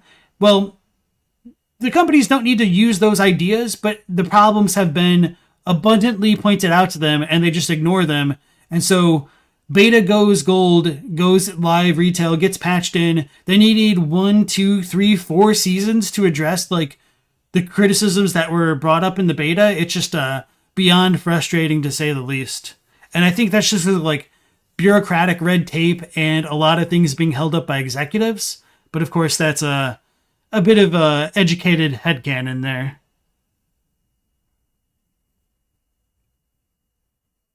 No one trusts any critics now. Yeah. As you said, Rotten Tomatoes got outed for advertising direct money given to Rotten Tomatoes critics, like a ton of money. And the way that they did that was very smart because they gave their money to very small, like, content creators, and they made those content creators put those their like actual reviews on websites that Rotten Tomatoes couldn't track. So it made their aggregate review scores of their videos go up at like 1 star or whatever, like, 10% in the 100 percentile. So, yeah. People want actual game reviews rather than bribed critic reviews. It's rough, though, because if you are too critical about games and stuff, there's a real chance that you'll be revoked access to getting these kind of materials in the future. And if you're revoked access from early access, that means you're going to actually have to compete with everyone on even footing. Nope. That's kind of a lie because you're still trying to compete with the people that have early access to things. Like, how the hell is any small, like, content creator going to be able to compete with IGN, who releases their full review of a game 6 days before it's released? Like, this is kind of ludicrous to me. Fell asleep and just woke up and got hit with the Rotten Tomatoes news. It's like getting hit in the face with a Rotten Tomato, indeed. We're educated, then we'll understand why we don't get finished products, why we have to pay full price for an unfinished game, why we don't get value for the money that we spend. No, we don't need to be educated. You need to give us what we paid for. That's it. How is this acceptable in any other industry? You don't go to a 5-star restaurant, only get half of your food, and then you're expected to be understanding because, there's only one cook that night. You don't go to buy a new car.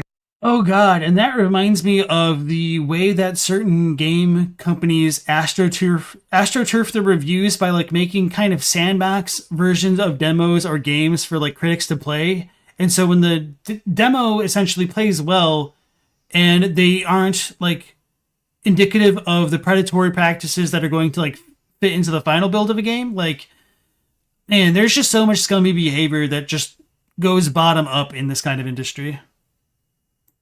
And you're told that, we're still working on the seats in the radio. Don't worry, we'll release those to you later. Why is it the expectation that we must still pay full price for a game and also be understanding of the pressures of deadlines, funding, and investor constraints? Furthermore, why is our focus continuously being reverted to the polish of a game rather than the value that the customer receives from playing it? You can go to a 5-star restaurant, receive half of the food that you would elsewhere, and still get the value for the food that you paid for. We see this in indie, single, and AA games time and time again. Baldur's Gate 3 is a $60 game, yet it provides the customer with far more value than many of the games that the AAA industry has released over the last few years. And it doesn't ask us for any more money or make any excuses. Even when the conversation first broke out on Baldur's Gate over on Twitter, again, the discussion was boiled down to polish and scope rather than valuable experiences. Why did the players love Elden Ring? It's because they felt that their time was valued playing it. They felt like they got their money worth out of the money that they spent on the game. They had fun playing the game. Time and time again, we're told these PR lines from publishers and AAA developers. We're sorry, we're listening, we hear you. But they're not. Because if they were listening, then they would understand that we're not doing this just because we're trying to complain. No, we're doing this because we want to save them. They're the makers of some of our favorite games of all time.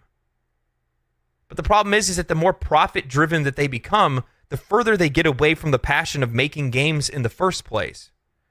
It's like a gem collector turned mining outfit. They used to do it for the love of the gems that they were collecting, but now they're just mining for every resource they possibly can get out of it.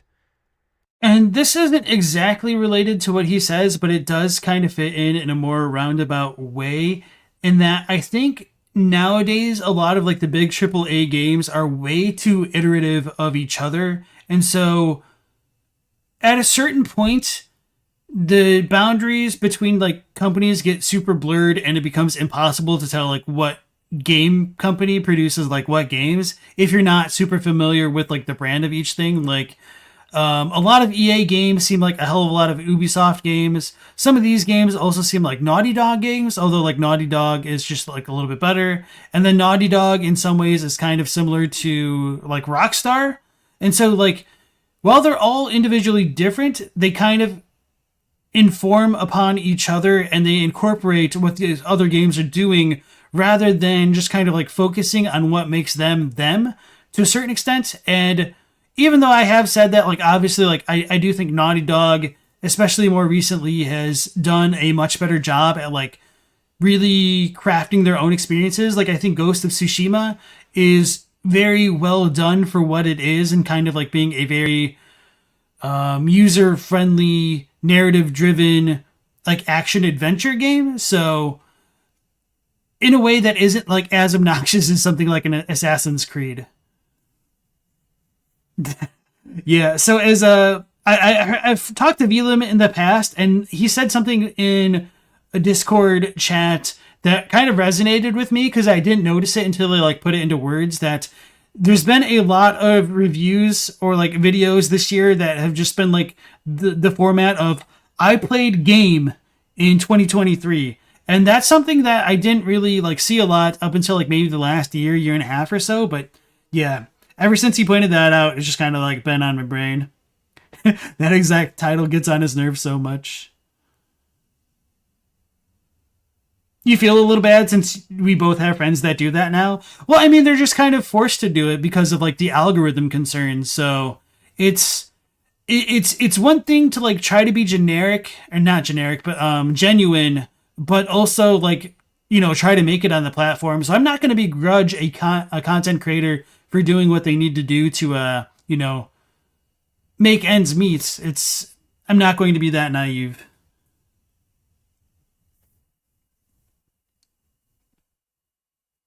Every game putting in a respawn at a checkpoint to get those souls like dollars or like the dodge rolls. But anyway, yeah, so like a lot of these games just kind of end up looking like an indistinct blur of like features to me. So it's, even though like God of War and like Assassin's Creed are obviously very different games, especially from like Horizon Forbidden West and all that stuff, like they all just have this really weird graphical art style which kind of makes them indistinct in my mind, other than like what their main characters look like and like a couple of the enemy designs. There's just like something to them.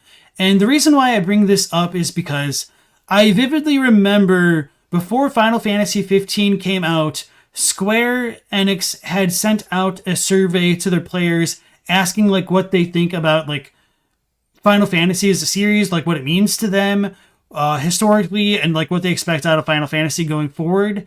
And it was at this time when I got that survey that I was like, oh man, they really lost touch of what made a Final Fantasy, and they completely lost contact with their community because they were asking questions like, what do you think of upcoming titles like Persona 5? And I was like, okay, this shows to me that Persona 5 is on the radar of the Square Enix team, and they're very worried about it. And at that time, like, I didn't know how bad of a state Final Fantasy 15 was in. So it was just, like, a little bit interesting that it stood out to me to, like, kind of low-key be worried about, you know, Persona 5 from Atlas, a relatively small game company compared to, like, Sony. Or not Sony, but Square Enix.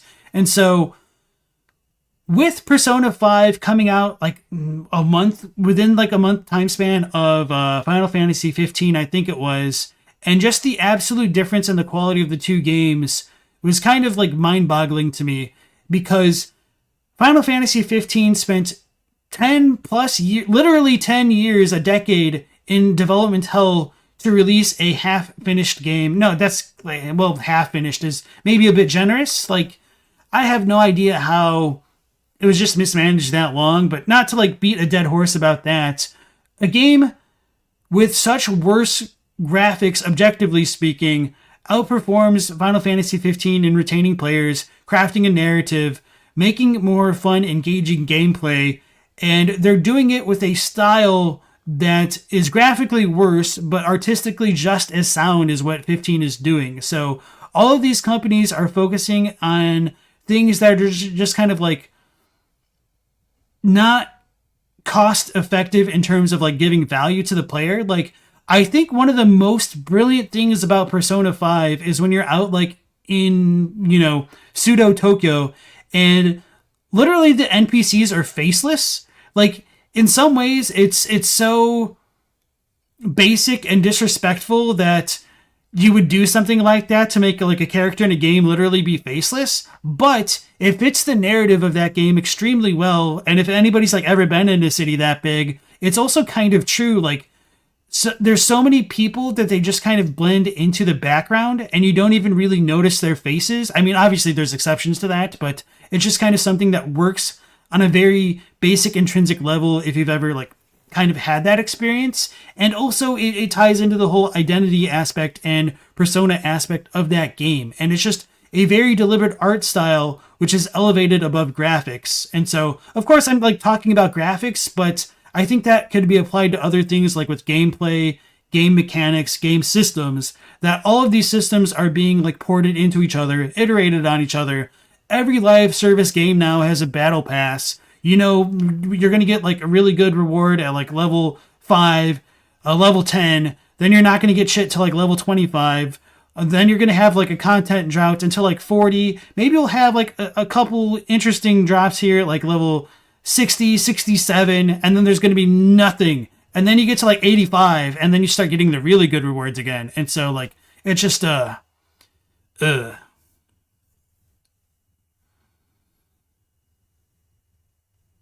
You like 15 yourself, but it's at its best when it's just hanging out with the bros. And that's not even gameplay. Like, that's just like talking and stuff.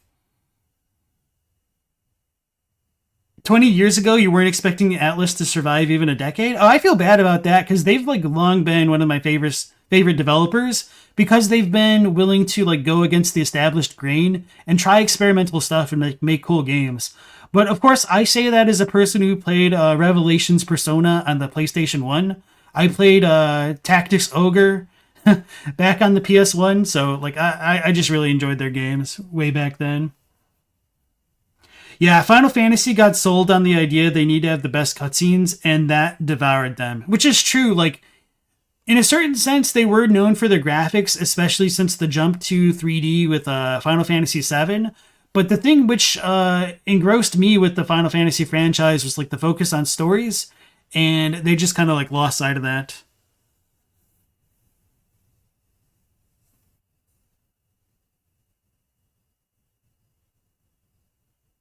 That whole thing makes it very obvious when a character is a future party member in Persona, I'm assuming. Yeah, that's true. Going back to the video now. 6 minutes in. Okay. And now all they're going to be left with is rocks until the eventual collapse of the mine. Sheffield goes on to explain the rocks that we get, saying, in abstract, here's a big part of it. Games release in imperfect states because devs either run out of money or shareholders of their parent company mandate that the game must come out in a certain window, which devs have no control over. They run out of money trying to make the best game possible in the least amount of time. Devs rarely control their own budget and are trying to make as much cool stuff as they can with the time that they're allotted. In short, for one reason or another, they are often forced to start selling the game in order to pay for the completion of the game. This has been done through DLC, patches, early access, and yes, even microtransactions for ages because of rising expectations for AAA and because big studios are beholden to financial year results and reporting to their investors. All right, and so I'll pause it briefly and then like let it play a lot more, in that this totally reminded me of a kind of feeling that I've gotten a lot more recently, where I'm so jaded at this point where I don't even want to buy and play certain games on release because they're going to be filled with bugs, they're going to need a lot of patches, and half the time the game isn't even really complete until a DLC gets launched. And I'll honestly hold Elden Ring to that same standard, where it kind of feels like a waste of time to play Elden Ring on release when half of the NPC quests were unfinished. There was a lot of like bugs in the game. Items weren't even patched in for a while. But anyway, that is just kind of a sad part of gaming as a whole right now. Cyberpunk for you, for real? Yeah. Devs burn through their life force trying to make this happen, and it's upsetting to see this brought up with absolute incuriosity. And this is it. This is exactly what I'm talking about. This misunderstanding that we, the consumer, blame the developers that are working at the desks when in fact it's the company who we direct our dissatisfaction towards. We see it for what it is. Productivity being pushed by overpaid CEOs and the shareholders they answer to that want to provide as little value as possible to the consumer for as cheaply as possible while also selling it for as much money as they possibly can. Now, even Sheffield is sold on the corporate narrative that it is our responsibility as the consumer to soak up the full game price so that they can finish making a full game later, just to appease investors, make up for their poor planning, their misuse of resources, and their lack of vision within their leadership. Moreover, why are we giving microtransactions a pass? Like, oh, guys, it's totally wholesome. They're just doing it because they need to be able to fund the game and, keep the servers up and things like that, when we know that's not the case. Otherwise, if it was, then why are they using such manipulative tactics when they're using microtransactions in the first place? So Pony says this seems a little anti-capitalist. I mean, you could make the argument that it's the most capitalist thing in the world, that people are getting upset at being nickel and dimed essentially and not being given full products. And so they'll kind of vote with their wallet and continue to not support companies that engage in these kind of practices. And to be fair, I don't think it's fair to put the burden of the employees on the customer. It should be the employee's responsibility to make a product that a customer wants. So the customer should never really feel obligated to support a business for whatever reason. It should be in the customer's interest to interact with that business due to the quality of the product that business provides. And of course, that is very dependent on the product, because it's not that can really apply for somebody who has to take a medication to literally live or something along those lines. Things like loot boxes, locking valuable items behind battle passes, making some of the best cosmetics in the game only purchasable from the shop. They know the tricks that they're doing, obfuscating different currencies within the game from our actual dollar to make sure we don't know how things actually add up. If it was being done for such wholesome reasons, then why are you implementing it in such an unwholesome way? I think that's a word. If that's the case, then how about the $1.2 billion that Activision Blizzard made in 2021 on microtransactions alone? Did that money go into making Diablo 4 a complete game? Or Overwatch, for that matter? No, it didn't. I think Xbox perfectly encapsulates what's wrong with the gaming industry and how it's losing focus. Don't get me wrong, I love Xbox. I love Game Pass. I think it's one of the best things that the entire industry could do for consumers. However, Xbox is putting all of their focus into how they deliver games and stay ahead of the market rather than making sure that they are delivering high-quality games, great games, and games of value. They chased the smoke of live service titles pressuring Arcane to make Redfall. They neglected the oversight of 343 working on Halo Infinite, just assuming that they would get it right even after consecutive failures to capture the magic of Halo. Think about that. They let Halo become an afterthought in the gaming industry, one of the most influential games of all time, the game that popularized FPS controls on a controller. A game.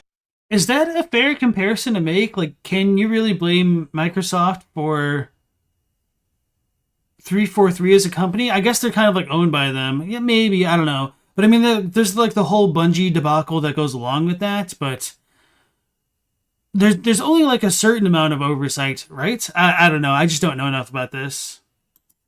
Game that at one time was a pop culture phenomenon.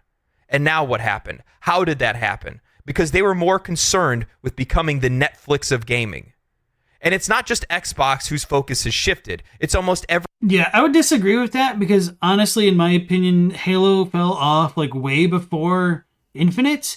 And it, not necessarily due to any fault of Halo on its own, but the fact that it got later overshadowed by Call of Duty. I remember when Halo was revolutionary, because it really was revolutionary and really elevated FPSs to that next level. And then in the next generation of consoles, in my opinion, like Call of Duty Modern Warfare 1 brought those controls into the most like streamlined space possible. And then they just iterated the hell out of it within like Call of Duty World at War, which kind of sucked. Modern Warfare 2, then they really knocked it out of the park with like Black Ops, and then, the rest is history. And so like, along with Call of Duty, you had Battlefield doing their own thing, which is kind of similar. And so like Halo just kind of never really adapted beyond the original Xbox experience to me. And so that's kind of why it fell off in my mind. Maybe you guys in chat feel differently or have some other insight to provide. The real Netflix of gaming is GameFly? Yeah.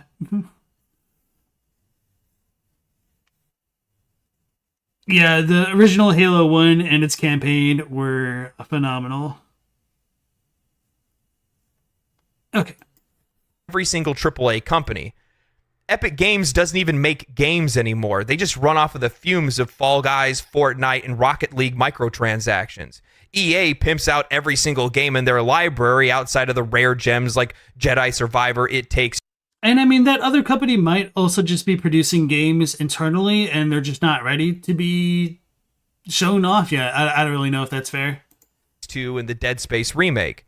Ubisoft sells XP boosts in single-player open-world games. And don't even get me started on Activision Blizzard. That horse is beat so dead, so hard, that they call bug fixes Season 2 in Diablo 4. So while these companies continue to release unfinished games because they can't meet different deadlines that are set by their investors or time constraints or money constraints or whatever it is, while they continue to lose focus because they're paying attention to more profit-driven incentives than anything else, we, the consumer, have to soak up their misdeeds by paying into microtransactions, battle passes, and worse.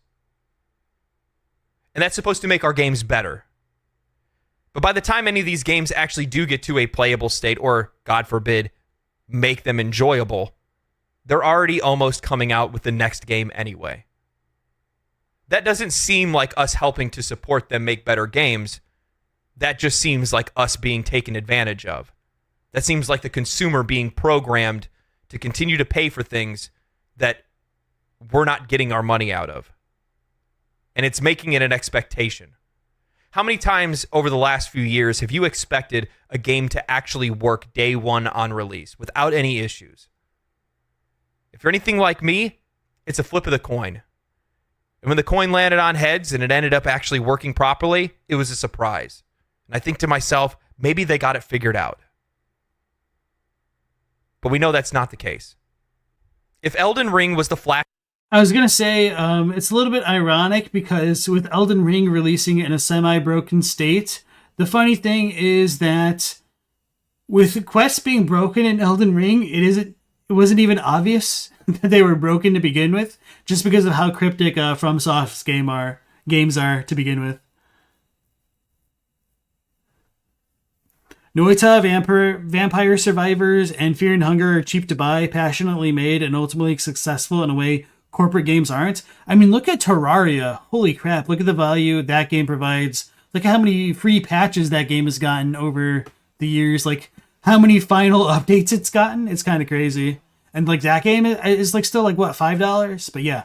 Vampire Survivors has just been an absolute hit. I still haven't played, like, Halls of Torment yet or some of the other Vampire Survivor type games. But I've always been a fan of, like, Robotron 2078, which is kind of what like Vampire Survivors is. It's kind of like a modern take on the old arcade style genre. Flash of lightning, then Baldur's Gate 3 was the thunder that followed. A classic turn-based RPG dominated gaming headlines. It turned heads and it held attention. Reviewers applauding the game as a resounding success despite the lack of polish in the later third of the game. Why? Is the game that good that it's so far above everything else that we've ever seen? Well, that's a matter of opinion. Personally, I think it's one of the greatest games that I've ever played, but I enjoy tactical combat, high fantasy, and optional multiplayer. But why did it reach such a wider audience? Simple. Widespread consumer dissatisfaction. Players are absolutely exhausted of live service models, in-game shops, buying skins, microtransactions everywhere in the entire game, unimaginative design, games constantly stealing the mechanics of another game. And while that's completely fine in some different ways, I feel like every open world game is an Ubisoft game now. Hey, that's what I was saying. Yeah. Okay. You wonder why we love Elden Ring or Baldur's Gate 3 or Tears of the Kingdom. It's just because they're well-made, good games. It's as simple as that. There's no strings attached. It's not some crazy thing that you need to be able to divine. I've seen 5 or 6 different apologies from developers or publishers over the last year, just within 2023, trying to figure out how, guys, we hear you, we're listening, we'll fix things, we promise. Yeah, it really does feel like it's half and half, where like a game is released in a good state, well, relatively speaking, kind of at a low point in terms of like playability of games on release, and games that have like profuse apologies that go along with them. And how many could we list offhand? So Overwatch 2 is its own thing, wasn't necessarily released this year, was it? But anyway, Diablo 4. So I guess those are 2 Blizzard games. Starfield is kind of like that, but not. But yes, we'll find more out about that in the coming months. So Cyberpunk is obviously a very big broken one. What's another one? The Forspoken game, is that what it is? Had like apologies that went along with it. Although I don't remember if that's because of like performance issues or what. I think it was good on console, but like terrible on PC. So it's just really weird. Anthem. All right, so yeah, that's already like more than 5. Just like that wasn't this year though. Okay, yeah, I didn't think so. But anyway. No, you're not listening, because if you were, then you would understand why we are praising these games in the first place. It's just that they're really good games. That's it. And we just want you to go back to doing what you used to do, which is making really good games. The thing is that they can't. And the reason why they're apologizing, the reason why they're running around with their heads cut off, is because they are trying to constantly figure out ways to be able to match the monetization of the game with how the player is going to play the game, how we're going to enjoy it. Actman brought it up in a video of his, where he talked about how Diablo 4, everything in the game has to be scheduled in a certain way, how fast we level up, how fast we find items, how fast we find gear that we like that looks on us. All of those things have to match the monetization, the battle pass, all of those things. They all have to coalesce and combine. That's incredibly difficult to do, especially when you're trying to make something that's actually enjoyable to play. Earlier, I talked about how different institutions and publications or journalists were pushing back on the gamers and our outcry and our outrage, and how they were dogpiling on us. And I think part of the issue of why these games suck or they feel like drags to play is because they are kind of like super modified Skinner boxes, where they're trying to get to the point where they're designed to be future-proof, so that way gamers don't feel the need or drive or desire to play other games, or they feel like they're going to be punished, whether that be due to like fear of missing out or sunken cost fallacy for like dropping a game. And so people are companies are trying to make these games like marriage contracts almost, where they don't want players to stop playing their game for whatever reason, because that'll lower like engagement metrics and make people less likely to like visit stores and stuff. And so you really do feel like the carrot on a stick at the end of a treadmill in front of you, playing a lot of games in, at very least, like the live service setting. Maybe not so much for like traditional single player games, although like he was saying before, some company was like selling like experience boosts in single player games, which is mind boggling to me. Some games are designed to be all-consuming. I say that as like a Destiny 2 player. They've optimized the fun out of the game. Yeah, You really do feel like the kind of a treadmill underneath your feet. And if you have a treadmill underneath your feet that's going at a certain speed, when can you stop to take a rest? That's just like kind of one of the issues. Like, games aren't designed to be permanent fixtures of a person's life. Even an MMO, like there's only so much content that they can produce. And so just cross your fingers and hope that when they finally make AI generated games, procedural games, that they'll keep you engaged, because I guarantee it's going to be on the horizon sooner than we expect. Dogpiling on our needs and the narrative of the pushback that we have against the profit incentives of these companies and how we want better games and more complete games. According to the business research company, the global microtransaction market will grow from $67.9 billion in 2022 to $76.6 billion in 2023, which is over 30% of the estimated $200 billion the gaming market will earn in 2023. It's really profitable being anti-consumer, especially when you start cost-cutting and you're also not held responsible for the state in which your games are released. I mean, they have turned our understanding that creative projects are difficult to make and are iterative processes in their design and made it into a normalization that we must buy unfinished products and wait for them to patch it or release more content in the future. All the while, they're stealing resources from places where they need to go. And what customers really end up paying for is the $80 to $100 million that they're spending on marketing budgets for these AAA games.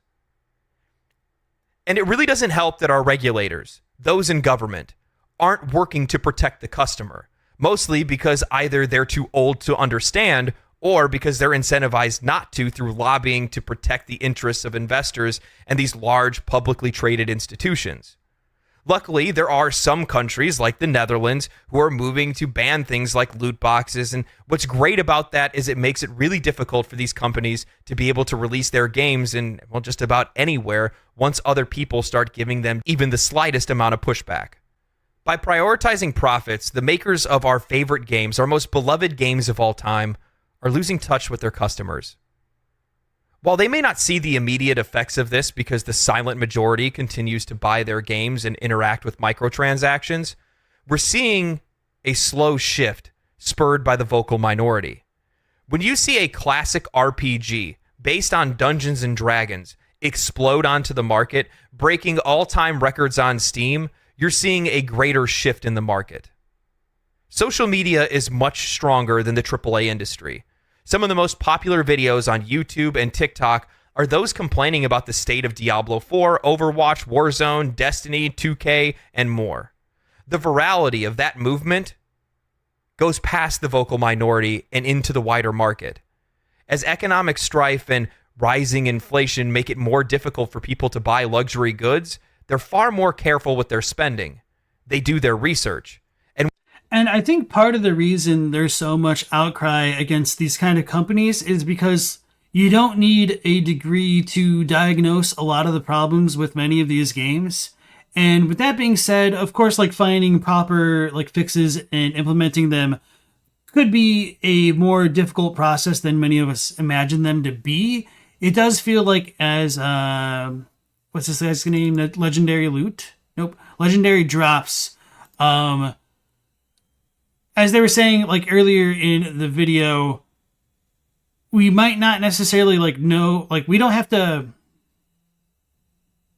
Man, I just kind of like lost it there. We don't necessarily need to understand the plight of the developers and what it like takes to like make these games, but as consumers, it's not really our responsibility to come up with solutions either. But yeah, they're just kind of like missing the point with some of the things that they're developing, I guess. And as El Degusto said, it's short-term gain for long-term loss to burn reputation for quality. What a statement to make, especially off the heels of Unity saying that they're going to charge developers for every time a Unity-based game gets installed on like an end-user system. So like, speak of the devil. That's how The Last of Us destroyed its franchise, while Souls games started niche and are now console sellers. Yeah. Stella wants this to go the same route that the EU does, forcing Apple to use the same type of charger as everyone else did. Yeah, and that finally got finalized, I think today, literally. Not having to carry separate chargers for your iPad and your phone rules, yeah. You don't need to be a chef to understand if your food is well made or not. True. Hilariously greedy, yeah. And when a simple Google search reveals how people just don't trust your game or your company, customers are far less likely to make purchases regardless of how you try to manipulate the market through nostalgia or through marketing. I brought this up many a times on my podcast, which is every Sunday, 2 p.m. PST, right here on YouTube, by the way. But crypto games never stood a chance, and they never will. And the reason why is because they are based on monetization. No matter what they do, they have to start from the monetization first because, well, it's in the name. It's a crypto game. It's not a game. It's a crypto game. And because of that, they'll never actually be anything. Because what great game do you ever remember that they ever started from how are they going to sell it? How are they going to monetize it?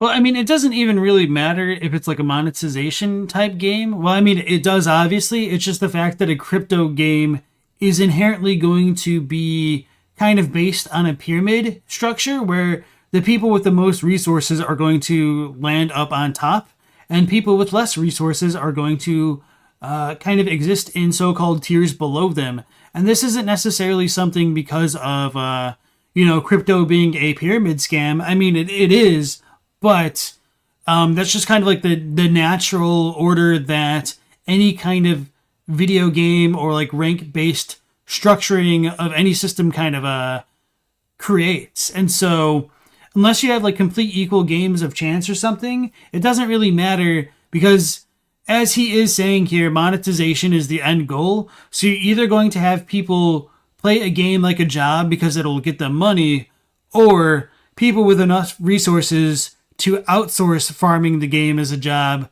to make themselves even more money. So it's just like the whole like WoW gold seller bot conundrum, just in a different format. The inspiration for most games that we've all enjoyed have always been somebody's great idea that it was something that they themselves were going to have fun playing. A valuable experience that they would enjoy. And so, sorry, I'll back him up. Just to give a bit more context for like the whole crypto scheme. So, whenever a con man is trying to sell you on the idea of investing your money, they're going to say, oh, hey, if you invest in like this whatever term right now, you might be able to get like a 5% return over investment over a year. So stop spending your money needlessly on like avocado toast or like Starbucks coffee because you can get 5% money at the end of the year. However, if your budget is only like, say, $10 worth of Starbucks a week, well, let's be generous and say like, no, I'll just say 10 because it's a nice round number. Let me cancel out here. $10 times 52. So you're spending $520 a year. So plus 5%, where's my percent symbol? $26 is what you're essentially going to be making by choosing not to have any Starbucks the entire year. So as a person with less money, your money doesn't go nearly as far as somebody who's able to save, let's say, an astronomically larger number, but, relatively speaking, maybe equivalent, $10,000 a week. So essentially, take the number 26 and add 3 more zeros because that's kind of exactly what happened. Like, a person who makes like who can spend $10,000 a day will save $26,000.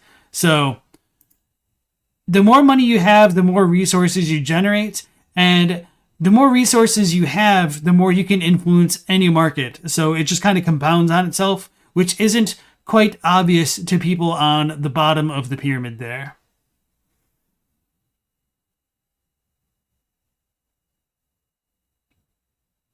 The only man that makes money in a gold rush is the guy selling the shovels, or the people who already own the land. But yes.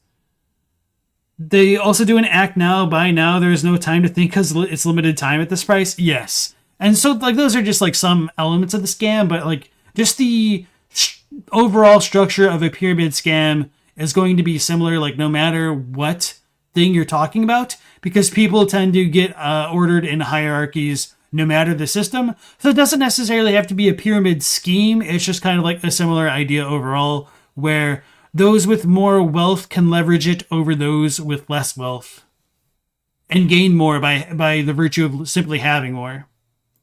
You monetize it.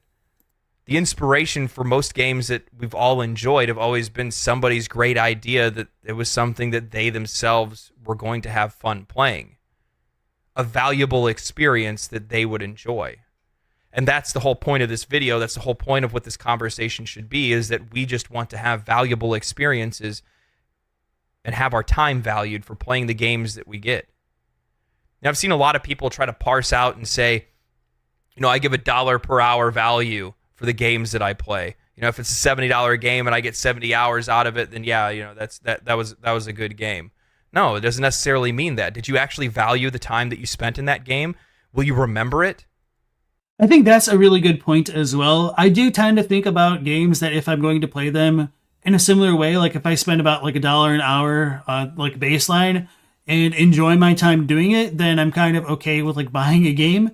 But if I get like way more hours out of that, is that better? It's kind of questionable, because like if I think about a live service game like Destiny 2, I definitely spend way more hours than the kind of dollar amount that I invest into it, but that doesn't necessarily mean I want to like invest up to the level of like $1 that I like.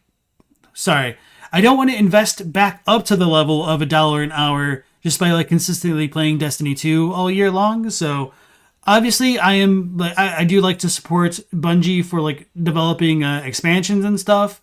A lot of stuff that they do, like I have pretty big disagreements with, but overall, like as a company, I do enjoy the product that they're producing, and I do think it's worthwhile to throw them a couple bones every year for them to continue producing the content that I enjoy. But it's not like completely like mind-blowing stuff where like, oh my god, this has to exist. So I'm not going to like constantly fork over money into like their cosmetic shops. So anyway, getting a little bit off topic there. You live in the pirate world. Legal versions of anything don't exist here or cost your entire monthly salary. Yeah, and for people like in your situation, that is perfectly understandable. And yeah, I'm not going to like begrudge people doing what they need to do to survive. You can't really make that assessment before you buy a game, though. I kind of lost the train of thought that made you like say that, but I'm going to assume you're probably right there. Was it enjoyable? There's tons of games that you can spend 60 and 70. Oh, okay. So you can't make the assessment of are you going to get like $1 an hour worth of enjoyment from a game before you buy it. Yeah, that's a fair point as well, which kind of like goes back into the whole like people needing to like rely on reviews and the whole absolute state of gaming journalism kind of being trashed now due to the corporatization of games journalism. So like I was saying before, with IGN having a full game review 6 days before the game releases, like if companies are going to have this kind of unprecedented level of access to these games, I really do wish there was more of an embargo placed on these companies for like giving these reviews, just because it's impossible to compete with them. But I mean, that's why like the companies do it. And so that way they can get a leg up on the competition and have their review generate the most views and then therefore the most ad revenue as a result. Was it enjoyable?